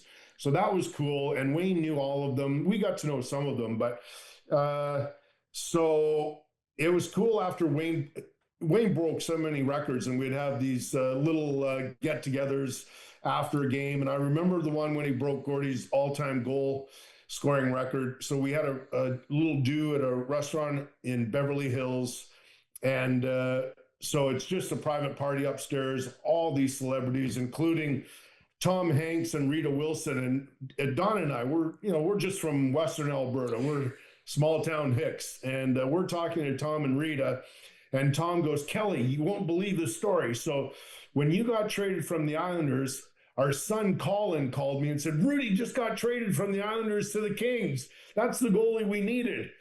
And I'm thinking to myself, and I look at Donna on the drive home, Tom Hanks and Rita Wilson actually know who I am, and they hell yeah, baby, games, right? And they're telling me this story in a restaurant in Beverly Hills, and I'm thinking nobody in the world would believe this. And yet, when you're playing a team with Wayne, you meet everybody. It was so cool. I had this one story when I was out with an ankle injury, and I was out to ballpark about 3 months, and so I'm not dressed this night, of course. I'm getting closer, though, and the game's going to start. So the players are already on the ice, and I don't know if you guys were ever in the LA Phorm back then, Great Western Phorm. But there was a long corridor outside our locker room. Our locker room, we shared a bathroom with the LA Lakers, kind of different. But so there's this long corridor outside our dressing room, and I opened the door to go watch the game. And in this long corridor is Mel Gibson, only Mel Gibson, nobody else. He's walking by himself. And I start walking towards him, and I'm thinking, this is pretty cool. And he goes, "Hey, Kelly, how's that ankle coming along?" Oh. Holy crap. Like, you don't think of that stuff. How would he know, right? Like, I just saw Braveheart. yeah, right? It was around that time, Yeah, too. So 94. it was really cool to have those experiences. Kurt and Goldie were always around. Yeah. And their son was a goalie, Wyatt. And so it was really cool. Marty reminded me of this. So a lot of games when they're there, Kurt would, after the game, he'd bring me up to the whiteboard and say, "Okay, so remember this 2-on-1 in the second?" Of course I would. He'd go, "What should I be telling Wyatt in this situation?" So we'd get the marker out, we'd go through the situation, or there's a power play. "What are you thinking on this play when the right D broke down backdoor? And what were you thinking? What were you looking for? What should Wyatt be looking for?" So it was really cool. And then because of this, I remember one time I was like, I got to be brave here. So I said, "Kurt, would it be okay? I know Goldie's here with you. My wife is the biggest fan of both of you, and she's upstairs in the wives' room.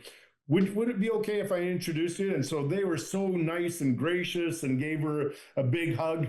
I've got another. Do you have time for another Goldie Oh, story? we got time. Go. Yeah, go. Favorite. Keep going. Go. This is my favorite. She's such a nice person. So the first time I see her at the Culver City ice rink, Wyatt's playing on the ice. He's practicing.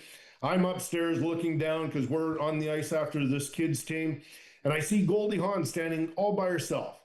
And I'm thinking, "Oh, Kelly, you got to go down and say hi. You got to introduce yourself." So I have a big coffee and I go down there and I introduce myself. She cheers me with her coffee cup and I go, "Cheers." She goes, No, I'm out. My coffee's out. Pour some coffee in mine." So we're sharing coffee, my coffee, watching her son play. And it was just an amazing experience because they're just such really nice people. Yeah. But we think of them as Hollywood stars, but they're just nice people. Yeah, well, they're sports fans too, Yeah. So, Right? hey, Right? a couple more things. Yeah. And you've been great, You've been man. We awesome, Kelly, appreciate dude. it. I know you got work to do tonight. Love What it. is the story with the do-rag? Because Yeah. I mean, everyone knows you Yeah. as the do-rag guy. So It's a bandana. the Yeah, bandana. the bandana, or as Don Cherry called it when he was trying to tease me, the blue chiffon. I remember. So, growing up, I always had long hair. And then when I started playing junior, I had to wear contacts. And that's a bad combination when you're a bad sweater. Like I used to really sweat, and the sweat would get into my contacts and my eyes, and it was really bothersome. And contacts back then were big and thick, and sweat didn't go very well with that. And so for all those years, I was trying to find a headband that was really absorbent. And I couldn't really find anything. Then finally one day on the island, we're getting ready for practice, and I was a little frustrated. I thought, you know what, I'm just going to cut up that t-shirt, cut it, tie it around my head. And lo and behold, I thought it was more absorbent than anything I'd ever worn. And so I wore that, and it became kind of like a trademark of mine, of which I hated later in my career. But my family convinced me to keep it on because of that, the trademark No, you type had thing. to. And it just, people thought it looked cool. So I kept doing it. It did look cool. We're 90s kids. Like, I remember that from Eureka, Missouri, baby. Oh yeah, it did look You know? cool. Damn right. What about Barry Melrose? Like, what's your favorite Barry story, and what was he like as a coach? And did you see him as a future television natural? Because he was natural on television too. Yeah, so Barry was amazing. Barry and I and his wife Cindy we still remain in contact. He's going through some issues right now, sending our love. But oh my gosh, did he and I have a connection? We were so good together. And it was interesting because I didn't know this until the Kings celebrated my career, I think in 2013, and he was asked to comment on some things, but we had such trust. So I told you about how I'd barge in the office and say, "Don't you dare pull me." I'll get into a deeper conversation, but so he revealed to me in 2013 that one of the things he would do, he trusted me so much, and how I'd read players. And if a new player came to our team, after a few games or a few weeks, he'd invite me into his office and he'd ask me what I think of this person. Can he fit in? And Barry said to me, if Kelly gives the guy his nod of approval, he's a good player, and we'll find a way to make him work for us. So that was kind of cool hearing. But my greatest story with Barry and our deep, deep connection was my first year with him. We got off to a great start, but in that summer, I started to have some mental health issues. I didn't know it at the time, but I was going to be a dad for the third time that year. I was, I think, entering my 10th year in the league. So that's a long time, right? Average career, as you guys know, is ballpark around 3.5 years. So Cam, you had a long career, my friend. When you play that as long as that, when the average career is not very long. Another stat before I get into that story, because this is important. Did you know that 49% of all players that have ever played in the National Hockey League play 50 or fewer games? That's how hard it is to last in the game. So anyways, so we get off to a great start. I'm having a great start to that year, but in that summer, I started to have these rational thoughts that started to turn irrational as the season went on. So my rational thoughts were, how much longer can you do it? You've got a family to feed. You've been doing it a long time. You know, can you stay at this level? And then when the season started, it started to go, you're not this good anymore. You're starting to wear down. And those irrational thoughts now took over, and it became a loop in my head. I didn't know anything about the loop until later in my life. And so that loop and those voices and those thoughts got louder and louder and louder. And then finally in early December, I was off the rails. I went from being a pretty good goalie to perhaps the lousiest goalie in the league. And that's a fact. And then there was trade rumors. I'm thinking, who in the world would want to trade for me? So it was, I believe, January 17th of 93. And Barry Melrose walks in, followed by, before a game, I'm not playing, I'm backing up. Rob Stauber's playing that day. And Barry walks in, followed by Tony Robbins. Do you guys know Tony? Oh, yeah. Oh, yeah. Yeah. Yeah, right? So, and I'm thinking, oh, that's kind of cool. And then Barry opens his office door like seconds later and motions me to come in to say hi. And I'm thinking, okay, this is odd. Why? I honestly thought this. I go to myself, why would Tony Robbins want to meet the worst goalie in the league? So that's how poorly I was thinking of myself. So I go in there and Barry introduces me, and this is really cool. Especially when you think in 1993, not a lot of men were talking about mental health, and not a lot of people were reaching out. And most teams, I think, back then would have just tried to kick me to the curb or get rid of me or not help me. So Barry makes the introduction and says, hey, Tony would like to help you and see if we can't get you out of this funk. But the cool part was, and that's very private, right? Very private conversations. And Barry says, but... and you can say no. I'm curious, would you allow me to sit in on this meeting so I can learn more about you? And I thought, no, that cool. You reached out, like you went way out on a limb, Barry. So yeah, you can hear everything I'm saying. So, and so that was the start of turning it around. I ended up playing after that first meeting. Then I met with Tony a number of times individually to help me get back on track, and he got me on track. Like we went to the final that year. I think a lot to do with my help from Tony Robbins and Barry, and I played 5 more years in the league simply because of that, those exercises I went through with Tony, and to help me find my way again. It's very, very powerful, very cool. Wow. Because coaches back then just wouldn't think that way. Most would not even think that way. No. Just think even 7 years ago how far we've come with this conversation. Yes. They'd be like, get your shit together. Come on, I don't want to hear about this mental health stuff. This stuff's the puck. You know? Right? Man up. Come on. Yeah. Be better. Right? Yeah. But and Tony Robbins, obviously a huge celebrity. I mean, everyone saw him on TV back in the day. But his work was real. Like it was, we dug in. That's good to hear. Cool. It was not, it's not BS stuff. Like he didn't hypnotize me and make me a different person. We did some work. It was cool. Yeah. I like what you're doing, Kelly, man. Keep it going. Keep doing your thing. Your hair looks damn good, by the way. I am jealous of you, sir. Wear a bandana. Wear a bandana. Wear a bandana one of these days for old school. Get the people going a little bit. Wear it on the set. And keep doing what you guys are doing on Hockey Dive, man. I love it. You guys are great. We've had Ron on, we've had Kevin on, we've had Elliot on, we've had everybody on. So it's like, and Ron's been a huge supporter too. I reach out to him when I need advice and stuff like that too. So you guys keep doing what you're doing, man. We keep love doing it. your thing. Have fun in Ottawa tonight at Brook Street Hotel. Yeah. Hey, we're going over to Jason York's place. He's going to have a baseball party for us for the World Series. Oh, hey, let's go, baby. Tell Look at Jason. this. Look at that. Of course, there you go. Damn good game last night. Damn good game. Hey, great tell game. Jason we say hello. I just saw him in Calgary last week when he was there. Yeah, so. you got her. Okay. Yeah. Hey, All right, thanks Kelly. so much for the invite. This is really meaningful for me, and love you guys. Hey, Yeah. love you too, buddy. We'll You're the see best, you. Kelly. We'll be Take care, watching. man. You got to take care. All right, that was Kelly Hrudey. Great guy. Bandana. He's damn good at what he does. Damn good at what he does. Very good. He's damn And good he at what started he does. when he was still playing. And I like when I asked him, I go, what do you have to change? Like, he's like, I had to change a couple things. He's like, I'm fucking bashing guys pretty good. Oh, And he's yeah. like, Yeah, you can't do that. I asked him about Rene Bork, and he's like, you read that clip, he bashed Rene. He's like, yeah, like sometimes you don't know where they're going. I'm like, I get that, man. Like, I like guys that are like and that. who was it? David Riddick that kind of came up to him and said, Riddick too, like Big Game Dave? yeah.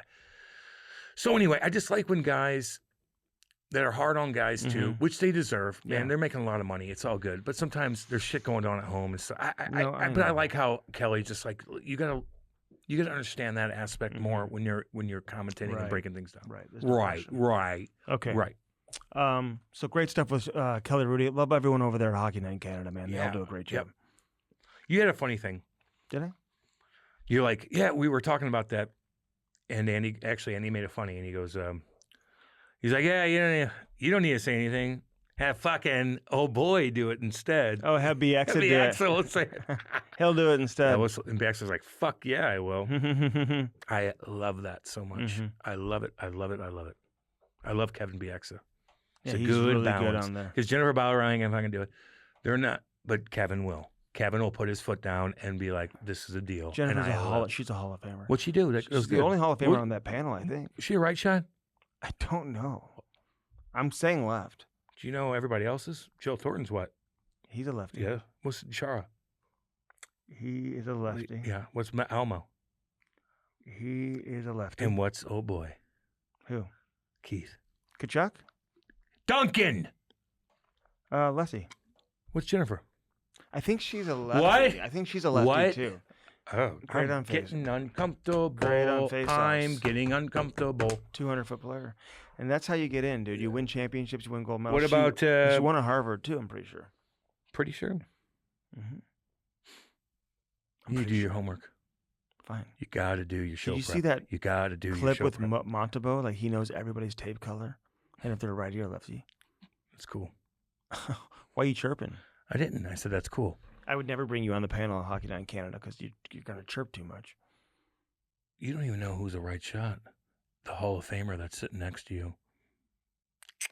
You are. What? You're a right shot. If you were on the Hockey Night in Canada panel, Mm-hmm. you don't know the Hall of Famer Jennifer Botterill, who's sitting right next to you, if Yeah. she's a right or left shot. But you know everybody else. Oh, really? Funny how that works. Funny how that works. Hmm. Kelly Hrudey was a hell of a goalie. God, he was Played good, with man. Billy Smith.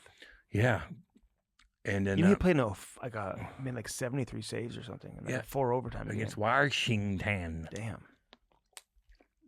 he had that cool ass bandana. Remember when Don Cherry was live right by the Zamboni gate Mm-hmm. during the '93 finals, maybe, and he's dressed flamboyant.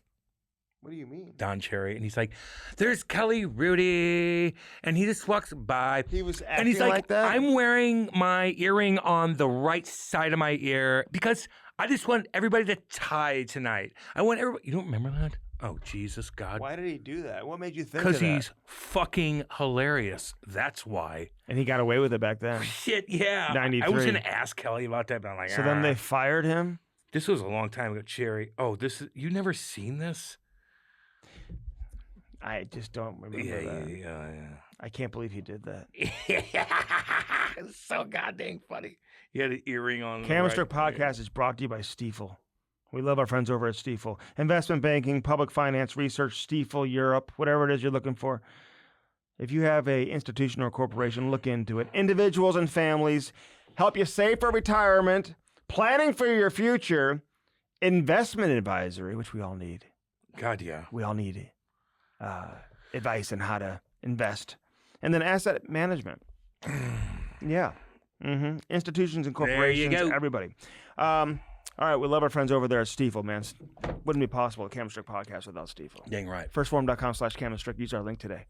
Firstform.com/Cam and Strick. Use our link today. Let us know what you're getting. Perfect for the holiday season, man. Get yourself feeling good. Get in shape. Feel good about yourself mentally and physically. Dang and right. also, great stocking stuffers for everybody. That's right. With our friends over there at First Form. First Form, Nick's having a baby. The world's going to be better. Breed. Everything is going We want great. you to breed. Firstform.com/Cam and Strick. Sparks Hockey, baby. SparksHockey.com. Get a Sparks. Save yourself the trouble. If your kid needs to have their skates sharpened and you're leaving town and they have practiced late at night the night before, what are you going to do? You have no time to go to the hockey shop. Take it in your own hands. And you don't want to go to the hockey shop because you know who's working there. Seth. So Ain't don't do good. that. Ain't good. Blue Note Roofing, 314-920-5713. David Novak, not happy with the Blues right now. No. You know. But he is happy to do your roof. And You're he is dang happy right. to look at your gutters. That's right. Is And happy fascia. to look at your siding and your soffit and your fascia.